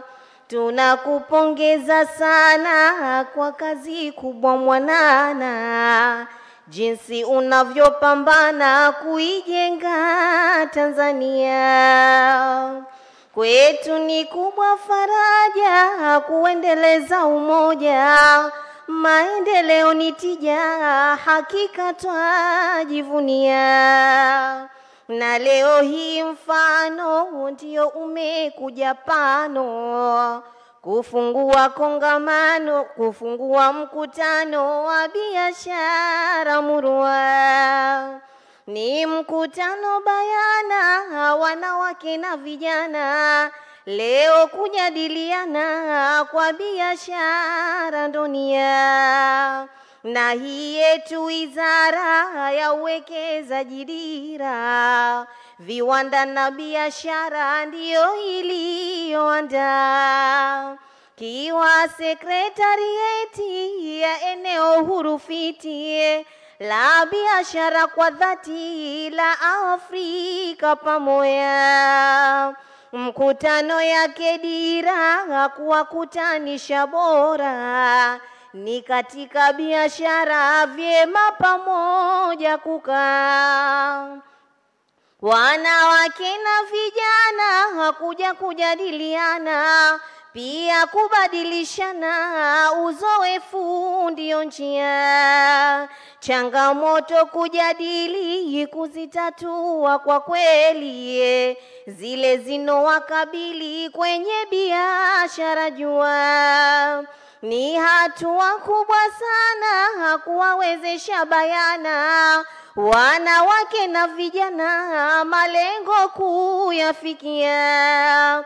Kushiriki barabara kikamilifu tijara, kwenye hizi biashara uchumi kuinua. Kwenye mchakato kasha itifaki kuanzisha, ya wanawake motisha na vijana itakuwa. Kauli mbiu ya nena wanawake na vijana, ndiyo injini bayana ya biashara tambua. Ni chini ya mkataba wa eneo huru tiba la biashara haiba la Afrika murua. Na kisera mikakati na fursa madhubuti, kuimarisha kizati kwa uwezo wao pia. Mkutano tajadili mada zake mbalimbali, muhimu sana kwa kweli ambazo zenye afya. Changamoto mipakani za biashara yakini, kwa wanawake yakini na vijana zinokuwa. Wanawake hawa ndio na vijana kichocheo cha ubunifu upeo, vipi watasaidiwa. Nyenzo za kidijitali za biashara ili, kwa uhusiano kweli kujua kuzitatua. Urasimishaji hadi wa biashara kibidi, kunufaika zaidi na mikataba huria. Kuimarisha muala ushirikishwaji ila, wakatika masuala ya kifedha nayo pia. Hili ni jambo muhimu kwa wanawake adhimu, fursa iliyotimu na muda mwafaka pia. Wanawake na vijana tuwe wabunifu tena, tuongeze bidii sana ushindani kuingia. Kumiliki ushindani wa biashara yakini kwenye Afrika, yani kushiriki kwa hatua. Hii ni kubwa fursa, tuitumie ni sasa. Itatuvusha kabisa kiuchumi Tanzania. Afrika oye!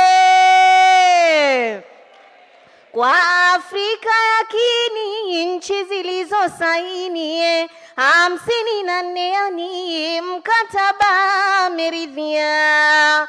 Pongezi zetu pokea Mheshimiwa Samia, Rais wetu murua hili kulipigania. Kuwa muhamasishaji wa Afrika mtaji, mazuri tunataraji na heshima kubwa pia. Wizara yetu pongezi, mnafanya kubwa kazi, hasa kwa maandalizi mkutano kuandaa.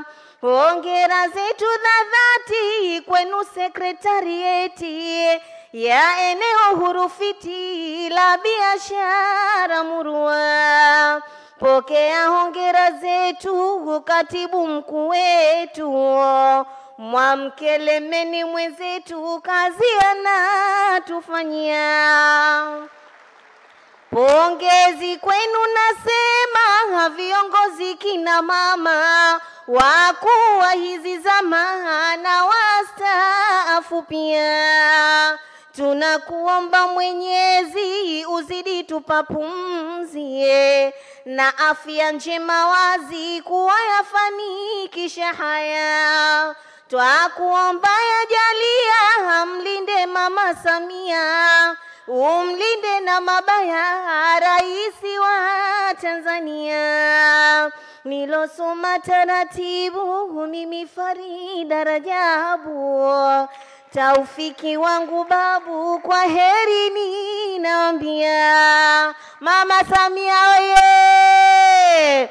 Jamani mama huyu mama, Mama Samia wetu mama, mama huyu mama, Mama Samia, mama jamani mama huyu mama, tunampenda Mama Samia, mama huyu mama, anavyotenda mama, Mama Samia wetu mama, Mama Samia oye! Wanawake na vijana oye! Asante sana.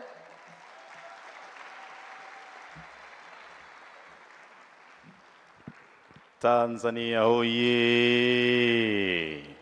Afrika hoye! Mheshimiwa Rais wa Jamhuri ya Muungano wa Tanzania, Mheshimiwa Samia Suluhu Hassan, nafikiri sasa moyo umepoa baada ya kupata zile ladha za Kitanzania na ladha za Kiafrika. Naomba tumpongeze mshairi wetu kwa mara nyingine tena. Mheshimiwa Rais wa Jamhuri ya Muungano wa Tanzania, Mheshimiwa Samia Suluhu Hassan, baada ya kupata ladha hizo ambazo tulikuwa tunasubiri kwa kiwango kikubwa, wasiozungumza Kiswahili walitamani kujua kidogo kufahamu. Inabidi sasa wataalamu wetu wa lugha mtutafutie namna pia kutengeneza mambo haya kwa lugha nyingine ili na wao pia waweze kufurahi katika hatua hiyo. Mheshimiwa Rais wa Jamhuri ya Muungano wa Tanzania, mara baada sasa ya kusikiliza ushairi huo, na bila shaka walikuwa wanakwenda na haya yote, tumepewa taarifa kuwa Mheshimiwa Rais, mkutano huu kama utakwenda vile ulivyokusudiwa hasa, basi takribani kama si zaidi ya hapo watu milioni 30 wanaweza kuondokana na hali ngumu ya kimaisha na kusogea katika kiwango kikubwa. Naomba tupige kofi kutokana na umuhimu na hali kubwa kama hii.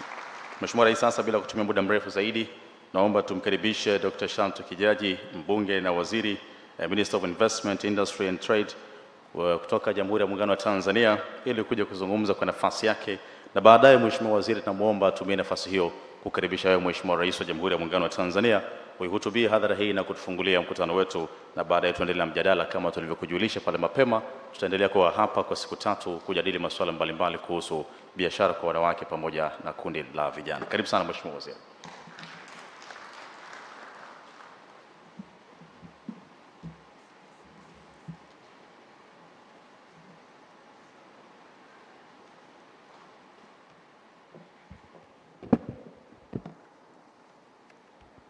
Mheshimiwa Samia Suluhu Hassan, Rais wa Jamhuri ya Muungano wa Tanzania na mhamasishaji wa wanawake na vijana kwenye biashara ndani ya eneo huru la biashara Afrika, nikitambua uwepo wa Mheshimiwa Sahle-Work Zewde, Rais wa Shirikisho la Jamhuri ya Demokrasia ya Ethiopia, nikitambua pia uwepo wa Mheshimiwa Joyce Hilda Banda, daktari, Rais mstaafu wa Malawi, nikitambua pia uwepo wa Mheshimiwa Amina Gurib Fakim, Rais mstaafu wa Mauritius ambaye amaliza kuongea nasi, Mheshimiwa Dr. Joel Howard Taylor, makamu wa rais wa Liberia, Mheshimiwa Jessica Rose Apel Alupo, makamu wa rais wa Uganda, Mheshimiwa Mgeni Hassan Juma, naibu spika wa Baraza la Wawakilishi Zanzibar, Mheshimiwa Wamkele Mene, mtendaji wa Secretariat ya eneo huru la biashara Afrika, waheshimiwa mawaziri mliopo kutoka Tanzania bara, Tanzania Zanzibar, lakini mawaziri kutoka nchi mbalimbali ndani ya Afrika ambao mko nao si kwenye mkutano huu, Mheshimiwa Amos Makala, mkuu wa mkoa wa Dar es Salaam, Comrade Christine Mdembe, naibu katibu mkuu wa Chama cha Mapinduzi bara, Mheshimiwa Anesemamba Makinda, spika mstaafu wa Bunge la Jamhuri ya Muungano wa Tanzania, lakini kamishna wa sensa uliyefanya kazi kubwa wiki iliyopita, Mheshimiwa Mhandisi Zena Ahmed Said, katibu mkuu kiongozi wa Zanzibar na mwenyekiti wetu wa kamati ya maandalizi ya tukio hili, makatibu wakuu na naibu makatibu wakuu mliopo nasi hapa, waheshimiwa mabalozi mliopo nasi hapa, wakuu wa taasisi mbalimbali za serikali ya Jamhuri ya Muungano wa Tanzania, lakini na taasisi nyingine ndani ya bara letu la Afrika, nikitambua pia uwepo wa wafanyabiashara wetu wote. Natambua uwepo wa dada yangu hapa mbele, tulikuwa naye Arusha wiki 2 zilizopita tukihamasisha biashara. Karibu tena Tanzania, umerejea, karibu sana.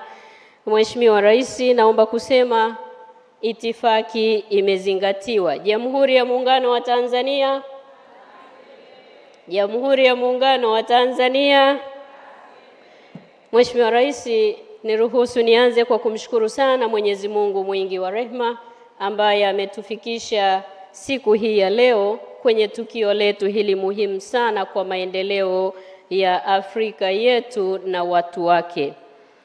Napenda pia kwa dhati kabisa Mheshimiwa Rais kukushukuru wewe binafsi kwa kukubali mwaliko wetu wa kuja kuwa nasi katika tukio hili na kutufungulia rasmi kazi ndani ya siku hizi 3 ambazo tutakuwa hapa. Mheshimiwa Rais, Mheshimiwa Rais, tunakuhakikishia sisi wanawake na vijana wa Afrika tuko pamoja na wewe na tuna imani kubwa na uongozi wako na kwamba utatuvusha salama hata kwenye hili la biashara ndani ya Afrika yetu. Asante sana Mheshimiwa Rais.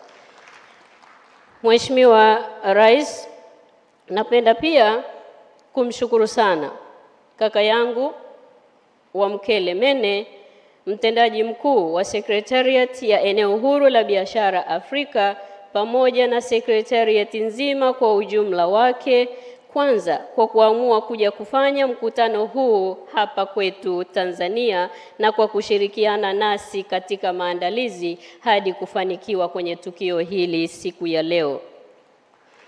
Napenda pia kuwashukuru sana washirika wetu wa maendeleo ambao wameshirikiana na serikali yetu katika kuhakikisha mkutano huu muhimu unafanikiwa katika viwango vya aina hii. Asanteni sana sana kwa heshima kubwa ambayo mmetupatia.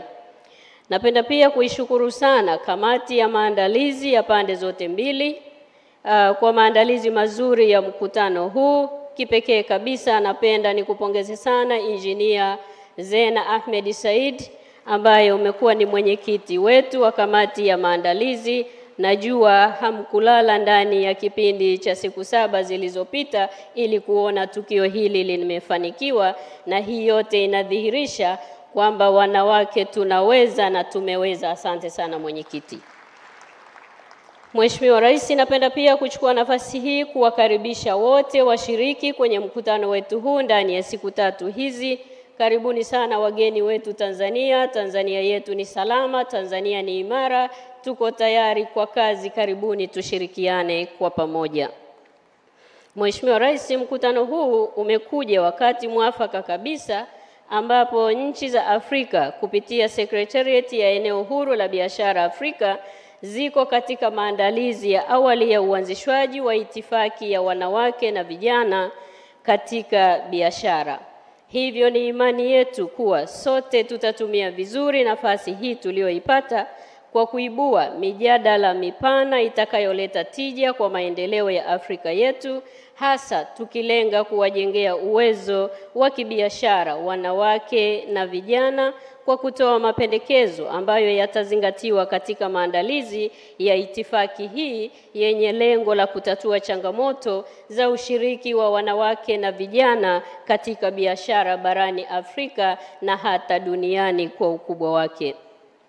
Mheshimiwa Rais, kwa ambao watakuwa hawajui, naomba pia kuwajulisha kwamba Mheshimiwa Samia Suluhu Hassan, Rais wa Jamhuri ya Muungano wa Tanzania, alipokuwa kwenye ziara yake ya kikazi nchini Ghana mwezi Mei mwaka 2022, Secretariat ya eneo huru la biashara Afrika ilimuomba Mheshimiwa Rais wetu kipenzi cha Watanzania awe kinara mhamasishaji wa wanawake na vijana katika biashara Afrika, akiwa kama ni rais na mkuu wa serikali pekee mwanamke tuliye naye sasa Afrika. Mheshimiwa Rais wetu kwa upendo mkubwa, akiwa kama mama, akiwa kama mwanamke, alikubali ombi hili na alikubali kubeba jukumu hili zito la kupigania ushirikishwaji wa wanawake na vijana katika biashara, na ndiyo maana leo hii Mheshimiwa Rais yuko hapa pamoja nasi. Hivyo napenda kwa mara nyingine tena kukushukuru na kukupongeza sana Mheshimiwa Rais kwa kukubali jukumu hili zito na pia kuweza kutenga muda wako na kuweza kuja kufungua mkutano wetu muhimu. Tuna imani sisi wanawake na vijana wetu ndani ya Afrika, mtakapokuwa kwenye vikao vya wakuu wa nchi, tuna mwakilishi makini, tuna mwakilishi mahiri, tuna mwakilishi mwenye uchungu kama mwanamke, tuna mwakilishi mwenye uchungu kama mama kwa watoto wake, vijana wake, na tuna uhakika sasa changamoto wanazokumbana nazo wanawake na vijana wanapofanya biashara yao kwenye mipaka yetu zinakwenda kupatiwa utatuzi, kwa sababu tunaye mhusika makini mno. Tunakushukuru sana Mheshimiwa Rais wetu. Mheshimiwa Rais, jukumu la kumwezesha mwanamke na kijana sio jukumu la upande mmoja tu, bali linahusisha pande zote mbili za wanawake na wanaume, na ndio maana kwenye mkutano wetu huu Mheshimiwa Rais tuko pamoja na wanaume ambao wameungana nasi hapa katika kuhakikisha mkutano huu unatoka na mapendekezo mazuri ya itifaki ya wanawake na vijana katika Afrika. Ili kishasemwa mara nyingi na ni ukweli usiopingika, na ninaomba kurudia: ukimwezesha mwanamke umewezesha jamii nzima. Hivyo basi ninapenda kuwashukuru kwa dhati wanaume wote mlioungana nasi kwenye mkutano huu. Asanteni sana. Endeleeni kutushika mkono, tuendelee kukimbia pamoja. Sisi wanawake na vijana tunasema tuko tayari kuleta mapinduzi ya kiuchumi ndani ya bara letu la Afrika. Mheshimiwa Rais na ndugu washiriki, kwa pamoja kudhihirisha umahiri na umakini wa Mheshimiwa Rais wetu Mheshimiwa Samia Suluhu Hassan, tangu aingie madarakani ameshateua wanawake na vijana wengi katika nafasi mbalimbali za uongozi, ikiwemo mimi mwenyewe. Kwani si mnaniona? Si niko vizuri kabisa? Tunatenda sawa sawa. Ameshatuteua na kutuamini wa kuaminika. Tunaendelea kutenda vijana na akina mama kwenye nafasi mbalimbali. Tunakushukuru sana Mheshimiwa Rais, na tunakuahidi hatutokuangusha kamwe. Sisi ni jeshi lako imara, ni jeshi lako makini, tutavuka salama. Mheshimiwa Rais, hii ni imani kubwa kwetu sisi wanawake, na tunakuhakikishia tutachapa kazi mchana na usiku ili kutimiza ndoto zako kwa wananchi na kwa Afrika nzima. Mtaona kuwa, ndugu washiriki, jukumu alilopewa Mheshimiwa Rais wetu la kuwa mhamasishaji wa wanawake na vijana katika biashara ni jukumu ambalo amepewa mtu sahihi kabisa, kwa sababu Mheshimiwa Rais kuna mengi ya wanawake na vijana ambayo tayari ameshayafanya kwa vitendo, ikiwa ni pamoja kama nilivyosema na kuwaamini na kuwateua katika nafasi mbalimbali. Ndugu zangu, Mheshimiwa Rais wetu wakati anakabidhiwa jukumu hili ilikuwa ni kujirudia na kuonyesha umahiri wake na umakini wake, kwani mwaka 2016 Mheshimiwa Rais wetu akiwa makamu wa rais wa Jamhuri ya Muungano wa Tanzania aliteuliwa na katibu mtendaji wa Umoja wa Mataifa wakati huo Mheshimiwa Ban Ki-moon kuwa mjumbe wa jopo la ngazi ya juu la Umoja wa Mataifa juu ya kuwawezesha kiuchumi wanawake wasimamizi wa kikanda wa Mashariki na Kusini mwa Afrika kutoka mwaka 2015 na 2017. Wakati wa uongozi wake, Mheshimiwa Rais wake nini alifanya kwa wanawake na vijana? Mheshimiwa Rais wetu aliweka ahadi 27 kwa jopo hilo ambazo serikali ya Tanzania iliweka hatua za mkakati na utekelezaji wa programu za utoaji huduma endelevu wa utekelezaji wa usawa wa kijinsia ili kuhakikisha uwezeshaji kamili wa kiuchumi kwa wanawake unafanikiwa.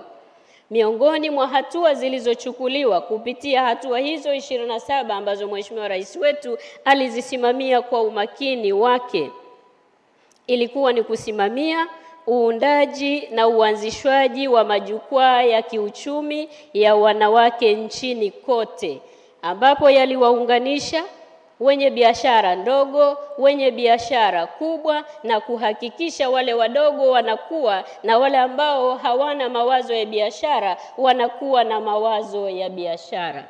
Ndipo tulipoona akina mama wengi wanashiriki kwenye biashara kwa kujiamini. Haikuwa kazi ya mtu mwingine, ilikuwa ni kazi ya Mheshimiwa Samia Suluhu Hassan, Rais wa Jamhuri ya Muungano wa Tanzania. Mheshimiwa Rais, asante sana, na kwa jukumu hili tunaamini tena utawatendea haki wanawake wa Afrika sasa, na wala sio wa kusini tu mwa Afrika, wanawake wa Afrika nzima tumekuamini na tuna imani kubwa nawe. Endelea kutenda na sisi tutaendelea kusimama nawe.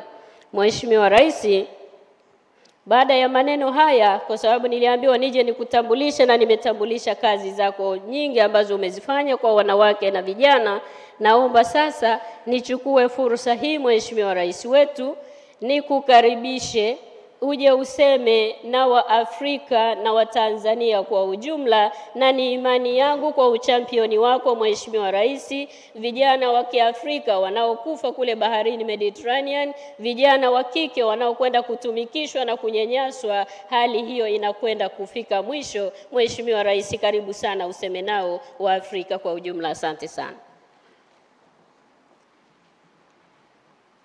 Jamani, tumkaribishe kwa kumpigia kofi Mheshimiwa Rais. Jamani.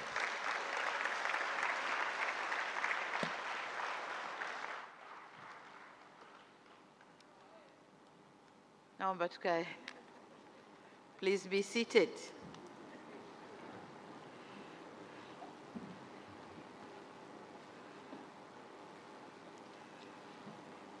Yeah, let me start by recognizing the presence of all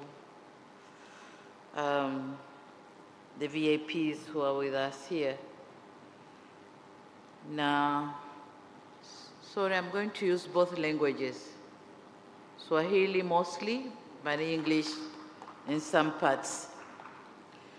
So I should start with recognizing the presence of Mheshimiwa Saleh Zetu, Rais wa Shirikisho la Jamhuri ya Demokrasia ya Ethiopia.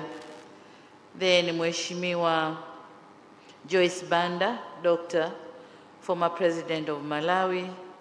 Mheshimiwa Dr. Amina Fakim, former President of the Republic of Mauritius. Then I should recognize the presence of my sisters, Jewel Taylor, Vice President of Republic of Liberia, Dr. Jessica Rose Epel, Vice President of Republic of Uganda, then Dr. Monique Nsawabaganwa. I think I've pronounced the sentence correctly. The Deputy Chairperson, African Union Commission. I thank you all, my sisters. The invitation was too short, but you take the trouble to make it happen, and you are here with me. Did I mention my sister from Liberia? Yes? Yes. Thank you very much for coming. Nitambue pia uwepo wa dadangu mgeni Hassan, naibu spika wa Baraza la Wawakilishi Zanzibar, waheshimiwa mawaziri wakiongozwa na waziri mwenyeji wa sekta Aisha Tukijaji, waziri wa mambo ya nje, kuna waziri wa maendeleo ya jamii, wanawake na watoto, waziri wa utalii, waziri wa fedha Zanzibar, waziri wa biashara na uwekezaji Zanzibar, waziri wa maendeleo ya jamii Zanzibar, waziri wa habari, utamaduni na vijana Zanzibar. So as you can see, most of them are ladies. I think there's only one man among them. Wanawake oye. I should also recognize the presence of the Chief Secretary of the Government of Zanzibar, Madam Zena Said Ahmed, who was also the chair of the organizing committee from this side. Mheshimiwa Mkuu wa Mkoa wa Dar es Salaam, Regional Commissioner for Dar es Salaam, yes, he is here with us. Nitambue pia Naibu Katibu Mkuu CCM, the ruling party, Tanzania Bara side, Dada Anne Semamba Makinda, the Commissioner for Census this year. Thank you so much and congratulations, we have done it. Achievement of 99 points, that's very good, thank you so much. Lakini pia makatibu wakuu na manaibu makatibu wakuu wa serikali zote mbili za Tanzania, waheshimiwa mabalozi, ambassadors who are representing your countries in Tanzania, wakuu wa taasisi mbalimbali barani Afrika, wakuu wa kanda za uchumi za Kiafrika, wadau wa maendeleo, waandishi wa habari, mabibi na mabwana. It's still morning, so good morning. Awali ya yote napenda nami nimshukuru Mungu mwingi wa rehema aliyotuwezesha kukutana hapa katika mkutano huu muhimu na wa kihistoria unaohusu wanawake na vijana katika biashara. Lakini kabla sikuendelea, may I request all the participants to stand. We have a 1 minute of silence tukiomboleza kifo cha Queen Elizabeth II, lakini pia Mr. Mohamed Karimu, who was part of the secretariat in the organization of this meeting. 1 minute of silence.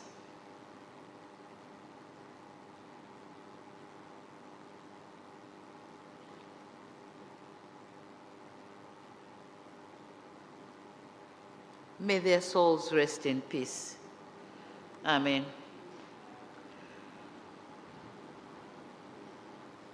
Nichukue nafasi hii pia kuishukuru Secretariat ya eneo huru la Afrika kwa kuichagua Tanzania, kukubali kuichagua Tanzania kuwa mwenyeji wa mkutano huu. Kwetu sisi hii ni heshima kubwa sana. Lakini sambamba na hilo, niseme kwamba kama alivyosema waziri, mwezi Mei mwaka huu tukiwa pale Ghana, nilipata heshima ya kupewa uchampion wa kuongoza mapambano ya kiuchumi kwa wanawake na vijana ndani ya bara la Afrika kupitia biashara, heshima ambayo nilipokea kwa mikono miwili na moyo mkunjufu, na naahidi kufanya kazi hiyo kwa umahiri mkubwa.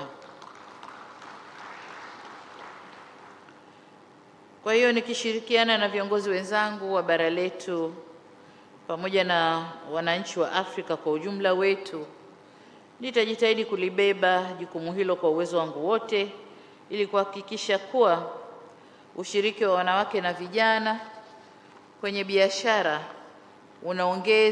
unaongezeka na kuinua vipato vyao na vya jamii kwa ujumla.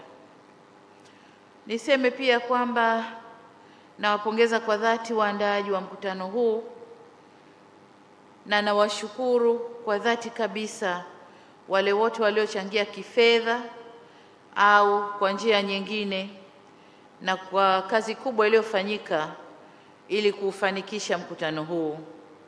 Nimeambiwa miongoni mwa waliochangia kwa mambo mbalimbali ni pamoja na UNDP, UN Women, UNECA, Afrexim Bank, Azania Bank, NMB Bank, Tanzania Port Authorities, TMEA, lakini kuna wengine Benki Kuu ya Tanzania, Central Bank of Tanzania, Wizara ya Madini, Wizara ya Maliasili na Utalii, asante sana waziri, TBC, Tanzania Broadcasting Corporation, EWURA, TCRA, Petroleum Bulk Procurement Authority, TBS pamoja na Bodi ya Utalii Tanzania. Wote hawa pamoja na wengine wote tunasema asanteni sana. Asanteni sana kwa kutunga mkono kwenye mkutano huu. Lakini pamoja nao, kama nilivyosema kabla, namshukuru sana Katibu Mkuu wa Secretariat ya Eneo Huru la Biashara la Afrika, Mheshimiwa Wamkele Mene na timu yake, Secretariat yake, kwa ushirikiano mzuri walioutoa kwetu, ambapo umefanikisha maandalizi yaliyohitajika kwa ufanisi mkubwa. Na tunatoa pole zetu kwa lile lililotokea kwamba mmoja kati ya waliokuja kwenye Secretariat amejituma kwa hali na mali na kwa bahati mbaya amepoteza uhai akiwa hapa. Kwa hiyo tunatoa pole zetu za dhati. Pia nataka kuwashukuru Watanzania wenzangu, hususan waheshimiwa mawaziri, makatibu wakuu na watendaji wao, vyombo vya ulinzi na usalama, waandishi wa habari na kamati ya maandalizi iliyokuwa inaongozwa na mhandisi Zena, Katibu Mkuu kiongozi wa Zanzibar, chini ya usimamizi wa Wizara ya Uwekezaji, Viwanda na Biashara, kwa kufanya kazi bila kuchoka na kuhakikisha mkutano huu unafanyika kwa mafanikio makubwa. Asanteni sana. Ni imani yangu kuwa wageni wetu wamefurahia ujio wao wakiwa hapa na wataendelea kufurahia wakiwepo hapa nchini kwetu, na nitumie nafasi hii kuwakaribisha rasmi Tanzania wale wote waliotoka mbali kwa lengo la kuja kushiriki kwenye mkutano huu muhimu. Lakini kama mnavyojua ndugu zetu, Tanzania it's a heaven of peace, tumejaliwa amani. Kwa hiyo mjisikie mpo nyumbani na mpo mahali salama. Lakini pia niwaombe, for those who came from far, it's not easy to get another ticket to come to Tanzania for tourism. So while you are here, use this opportunity. Go around, go and see Serengeti, go and see Ngorongoro, go and visit Zanzibar. You'll never regret, you'll never regret. So karibuni sana, sana sana. Waheshimiwa viongozi, mabibi na mabwana, kauli mbiu ya mkutano huu inasema wanawake na vijana ni injini ya biashara chini ya mkataba wa eneo huru la biashara la Afrika. Nawashukuru sana waliopendekeza kauli mbiu hii, kwani ni muhimu na mwafaka sana kwa wanawake na vijana wa Afrika. Kauli mbiu hii inafafanua kwa ufasaha kabisa jukumu kuu la wanawake kwenye uchumi wa Afrika kwa ujumla. Ni ukweli usiopingika kuwa wanawake na vijana huwekeza zaidi kwa ajili ya familia zao, lakini zaidi wanawake katika maeneo ya elimu, afya na lishe. na kujenga uchumi kwa mustakabali wa jamii kwa ujumla. Hivyo kuwawezesha wanawake na vijana kiuchumi, hususan kupitia ushiriki wao katika biashara, kunatengeneza fursa za uhakika za ajira kwa kila mtu na uimara wa taifa na jamii kwa ujumla. Mtakumbuka ajenda ya 2063 ya Afrika tuitakayo, ndoto yake ni kuwa na Afrika iliyofanikiwa na kustawi, yenye nguvu, amani na mshikamano. Au inasema the aspiration of the Agenda 2063 is to have a prosperous Africa based on inclusive growth and sustainable development, kama nilivyosema kwa Kiswahili. Hivyo basi ni jukumu letu sote kuhakikisha tunafanya mabadiliko ya kiuchumi katika bara letu ili kuleta maisha bora kwa watu wetu. Ili haya yaweze kutokea, ni lazima kuwajengea uwezo wanawake na vijana kushiriki kikamilifu katika biashara na kutumia ipasavyo fursa zitokanazo na soko la Afrika. Nilikuwa naangalia ule tamko la Agenda 2063, nikaangalia aspiration, lakini nikaangalia lengo la kwanza la lile tamko ambalo linasema the goal is to have high standard of living, quality of life and well-being of all citizens of Africa. That's our goal kwenye Agenda 2063. But again, the goal has identified the priority areas ambazo, one is to create incomes, jobs and decent work, but also to reduce poverty, inequality and hunger, to facilitate social security and protection, and to provide livable habitats and basic quality services. So these are the aspiration, the goal, and priority areas. And what we are doing today is heading to that direction. So waheshimiwa viongozi, mabibi na mabwana, ili kushirikisha wanawake na vijana wawezeshwe kushiriki kamilifu katika biashara, nchi za Afrika kupitia majadiliano ya eneo huru la bara la Afrika zilikubaliana kwa kauli moja kuanzisha itifaki ya wanawake na vijana katika biashara. Nimefahamishwa kwa majadiliano ya kuandaa itifaki hiyo ya wanawake na vijana katika biashara bado yanaendelea, na itifaki itakapokamilika na kutekelezwa kikamilifu, nina imani itatimiza ipasavyo lengo la kifungu cha 3E cha mkutano au mkataba wa eneo huru la biashara la Afrika kinachosema yafuatayo: to promote and attain sustainable and inclusive socio-economic development, gender equality and structural transformation of the state parties. That's item 3E of the AfCFTA treaty kama tulivyoisaini wote nchi za Afrika. Ni matumaini yangu pia kwamba itifaki ya wanawake na vijana itajikita kuendeleza wajasiriamali wadogo na wakati na wakubwa ambao ni nguvu kazi ya ujenzi wa uchumi wa Afrika, au kama walivyopewa jina maarufu hapa kwamba ni powerhouse ya African economic development. Aidha, ni muhimu pia wanawake na vijana wakajengewa uwezo kupitia elimu, ikiwa ni pamoja na kutumia sayansi na teknolojia itakayowawezesha kumiliki na kutumia rasilimali za Afrika kujenga na kukuza Afrika ya viwanda na biashara kwa uchumi imara. Hapa tunakwenda sasa, tutakapokwenda kutekeleza hili, tunakwenda kuangalia goal number 2 of the African Trade Agreement, which says to have well-educated citizens and skills revolution underpinned by science, technology and information. So tunapokwenda kutekeleza, we are going to touch goal number 2 as well. Lakini hapa nataka nitilie mkazo suala la elimu kwa vijana, hasa kwenye matumizi ya teknoloji. Na mfano mzuri hapa ni nchi ya China, ambao uchumi wake kwa kupitia science and technology unajengwa na vijana kutoka miaka 18 hadi 35.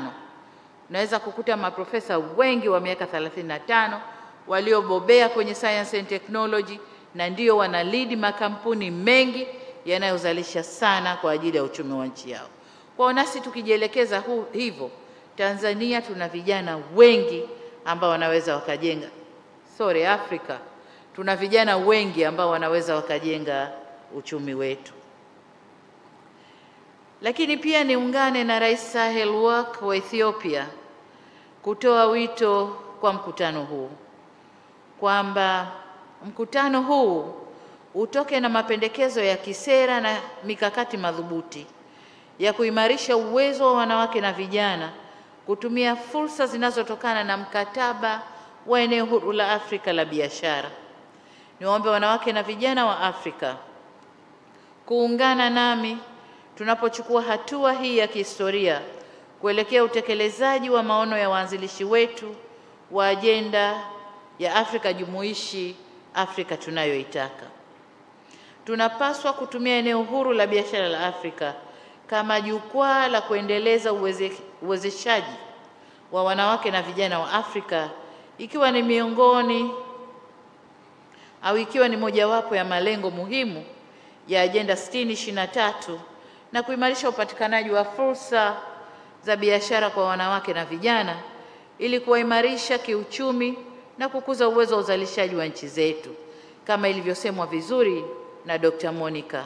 Aligusia hii na akaisemea vizuri sana. Waheshimiwa viongozi, mabibi na mabwana, Afrika ni bara lenye utajiri mkubwa duniani, lakini pia tunaambiwa ndio bara maskini kuliko yote duniani. Kupitia mkutano huu, ninaomba viongozi wenzangu tuendelee kuwekeza zaidi katika rasilimali watu, hususan wanawake na vijana. Tukiwa na nguvu kazi imara yenye ujuzi wa kutosha, tutatumia maliasili zetu vizuri, ikiwa ni pamoja na kuziongezea thamani na kuendeleza ukuaji wa uchumi, hatimaye kuwezesha Afrika kuwa na mchango mkubwa katika soko la dunia. Kutokana na kwamba hatuna ujuzi wa kutosha, vijana wetu hawajapata ujuzi wa kutosha, tunategemea vijana wengine wa mabara wengine waje kutumia rasilimali zetu na waongeze thamani. Na kwa maana hiyo mapato yanayorudi ndani ya chumi zetu yanakuwa kidogo sana, lakini tukifanya wenyewe tutaweza kukuza mapato na chumi za Afrika zitakwenda kupanda kama tunavyotarajia.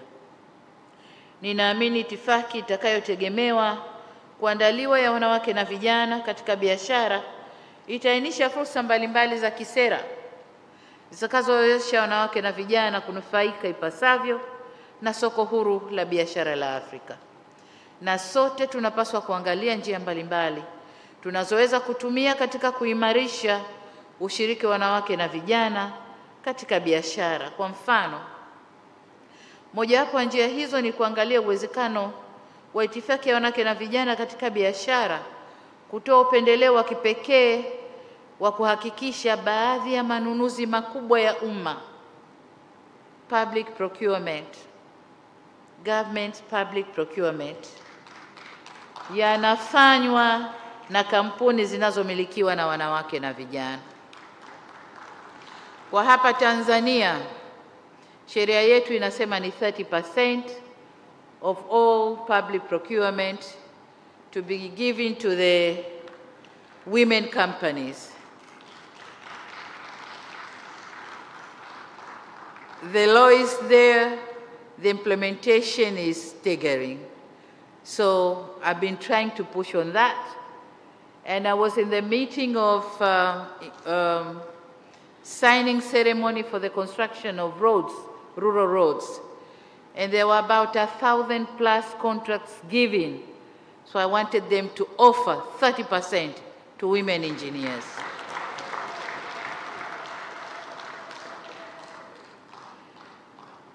Lakini pia ni vyema tuhakikishe msaada wa kutosha unaotolewa kwa wajasiriamali wadogo na wakati ambao wengi ni wanawake na vijana, ili kukuza kipato chao na uchumi wao na nchi zetu na Afrika kwa ujumla. Na hapa nilikuwa nataka tuone issues ambazo kwa upande wa Tanzania zinawakwaza wanawake na vijana. Lakini kabla kuja hapa nilipita kwenye maonyesho hapo nje na nikaona juhudi za serikali, matunda ya juhudi za serikali katika kukuza wafanya biashara wanawake na vijana. Na nimeona wako kwenye sekta zote. Waliopo hapa ni wachache, lakini huko nje kuna wengi zaidi. Nimeona sekta zote ziko hapo zimewakilishwa. Lakini nilikuwa nasema kati ya mambo ambayo yanawakwaza vijana wetu na wanawake katika biashara, swala kubwa moja ni mitaji. Upataji wa mitaji au mikopo kwa ajili ya kuendesha biashara. Sasa kwa upande wetu Tanzania tumeyataka mabenki mbalimbali kufungua madirisha maalum, kuwa na madirisha au windows za kukopesha wanawake at an affordable interest rate, sio zile exhaustive interest rate. Lakini pia tumekuwa tukiungwa mkono na mashirika international kama FDB, IFC na wengine kuweka fedha kwenye hayo madirisha ili private sectors ziende zikope at an affordable rate. Lakini pia tumechukua hatua za kurekebisha mifumo yetu ya kodi na tozo ili kupunguza mzigo kwa wafanya biashara wadogo wa kike na vijana. Swala jingine tulilofanya ni standards, kuhakikisha kwamba wale wanaoingia kwenye agro processing lakini pia mining processing wanapata vyeti vya viwango standards kutoka Tanzania Bureau of Standards. The process was cumbersome, but then serikali imejaribu kulainisha na sasa wazalishaji wetu wadogo wadogo, they have the standards and they can approach the international market. Jengine ambalo tumelifanyia kazi ni regulatory systems. We used to have so many institutions which are going and regulate them. So in a week, a businesswoman can receive 5-6 officers from different institutions, and everybody going for regulation and fees being paid. So we have streamlined the regulatory systems, and now they can work in pleasure. But again, the markets, local and international markets, looking for the markets for them to be able to join and sell the items. So we have been trying to facilitate and to make, to create the business environment so that women and youth can produce, can sell, and can enjoy being in the business. Lakini jengine ni eneo huru la biashara la Afrika linatoa fursa kubwa kwa sekta binafsi na hivyo kuwa chachu ya maendeleo na upanuzi wa biashara zikiwemo za wanawake na vijana. Sasa ili tuweze kufikia lengo hilo, hatuna budi kuhakikisha tunaondoa aina zote za vikwazo vya biashara ili biashara iweze kufanyika kwa urahisi, lakini kwa kufuata masharti tuliojiwekea. Watu wetu wanapo approach markets za nje, regional markets, international markets, there are a number of NTBs, the sanitary and phytosanitary barriers. But so many barriers are there, permits, licensing, a lot of barriers. So in the region, East African region, we've been trying to remove these barriers, and the trade has grown 6 times or 7 times more than it was 2 or 3 years before. So the business in the region is growing because the NTBs are removed, and we are working to remove more and more NTBs. So if the whole of Africa is working on removing the NTBs, then business is going to grow. I was looking for the exports and imports figures within Africa, the intra-African trading. The figures are still very low. Very low. It's a shame we are trading more outside than within Africa ourselves. So I think we have to correct that. Wamkele, you have had that, and you have to speak for the removal of NTBs, including infrastructure development. Hii ndio gap kubwa ambayo inatugawa, inatutenga wa Afrika tusiweze kufanya business kwa sababu hatuwezi kufikiana. We are just talking on regional projects, infrastructural projects, but we are not implementing them. And it's too hard to get financing for the regional and infrastructural project. So if international financier would support Africa on that, we are going to make a very big move on trading within Africa. Waheshimiwa viongozi, mabibi na mabwana, tumekuwa tukiongelea ubaguzi wa kijinsia katika nyanja nyingi, lakini pia kuna pengo la kijinsia kibiashara, ambapo katika ngazi ya Umoja wa Afrika tunahitaji kulizungumzia, ikiwa ni pamoja na jinsi tunavyoweza kuziba pengo hilo. Hata hivyo, nipende kuwashukuru wakuu wa nchi na serikali wa Umoja wa Afrika kwa kufanya maamuzi ya busara ya kuanzisha itifaki maalum ya wanawake na vijana kwa lengo la kuimarisha usawa wa kijinsia kwenye biashara. Hili hapa Tanzania tumeanza kulifanyia kazi. Moja, tulifanya study ya kuangalia uwepo wa wanawake masokoni. Wanakumbana na challenges zipi? Tukakuta wana challenges kadhaa. Mbali ya mazingira ya masoko yenyewe, kwamba hayana vitu muhimu kama maji, lakini kama vyoo vizuri ambavyo mwanamke anaweza kufanya biashara kwa raha, lakini pia hayana maeneo ya kutunza watoto. Mwanamke anashinda na mtoto mgongoni the whole day huko anauza. So we think we have to improve on that. Lakini jengine ni unyanyasaji tu kutoka kwa wafanya biashara wanaume. Wanaume wanadhani the marketplace is not a place for women. So women over there, they are given so many names, they are being insulted, they are being called bad names. So there's a lot going on. So Tanzania is working on that to make a marketplace a place for both men and women. But we have also taken an action of creating Committee of Generation Equality. This is a committee which is now planning for what has to be done to create generation equality in Tanzania. So I've received the first draft of the action plan. I've given them my contribution and inputs in that. When it is done, then we are going to implement it to create equality and equity for the coming generation, for men and women to work together. Niseme pia kwamba ili kuwa na mipango mizuri na endelevu ya kuwasaidia wananchi wetu, wakiwemo wanawake na vijana, tunapaswa kuwa na takwimu sahihi, correct statistics. For Tanzania, we have just ended our population census, and we hope it's going to give us the correct statistics for men and women, children and people of different ages. But again, why correct statistics? Tunahitaji takwimu sahihi ili tuweze kujua how are we trading in Africa. The correct statistics will give us that picture. How are we trading in Africa? who is trading in which area and who is trading on what products.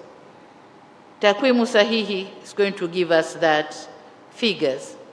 But then exports and imports figures.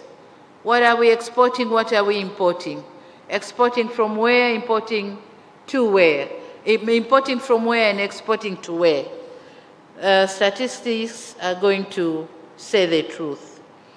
But then we need to have, and those statistics are going to give us a picture to be able to identify the markets for what is being what we produce in Africa. Where are the market?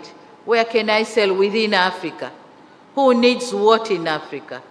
So those statistics are going to give us those realities. But again, we are talking of food insecurity in the near future. Food insecurity in the region, food insecurity in the world. We need proper, appropriate, and correct statistics to really allocate where the deficits. We need the food balance sheet, which is going to tell us who is producing what crop and who is having the deficit, who is on hunger, and who is having an excess, so that we can trade within Africa. So proper statistics is very, very important. So those African statisticians, they have to work hard to give us those informations so that we can work on them. Waheshimiwa, maendeleo ya biashara Afrika huanza na maendeleo ya kikanda. We go to Africa but we start in the region. So kwa kuzingatia umuhimu wa wanawake na vijana, Jumuiya ya Afrika Mashariki ilianzisha sera ya jinsia, gender policy, mwaka 2018, ambapo inatoa mwongozo wa kuharakisha upatikanaji wa usawa wa kijinsia na kutobaguliwa katika haki za msingi ndani ya Jumuiya ya Afrika Mashariki. Miongoni mwa mambo mengine, sera ya jinsia ya Afrika au ya Afrika Mashariki imeweka kipaumbele katika masuala yafuatayo, na masuala haya ndio pia ambayo yamo kwenye work plan ya ile committee ya generation equality. Swala namba 1 ni kuimarisha ushiriki na uchambuzi wa kijinsia katika uandaaji wa sera za kiuchumi au uchumi jumla, macroeconomic frameworks, ikiwa ni pamoja na utekelezaji, ufuatiliaji na tathmini. Lakini 2, kuimarisha ujumuishaji wa kijinsia katika masuala ya uchumi wa kitaifa, uanzishaji wa sera za uchumi na mipango ya kibajeti ya kijinsia. Jengine ni kusaidia na kukuza ushiriki wa wanawake na vijana katika maendeleo ya biashara ndogo na za kati na kubwa katika biashara za mipakani, cross border trading. How are we going to deal with it? How our women and youth can go with it? And that's why when I was a vice president, I started creation of the women majukwaa ya wanawake. How can you call it? Women Economic Forum. Yeah. I started them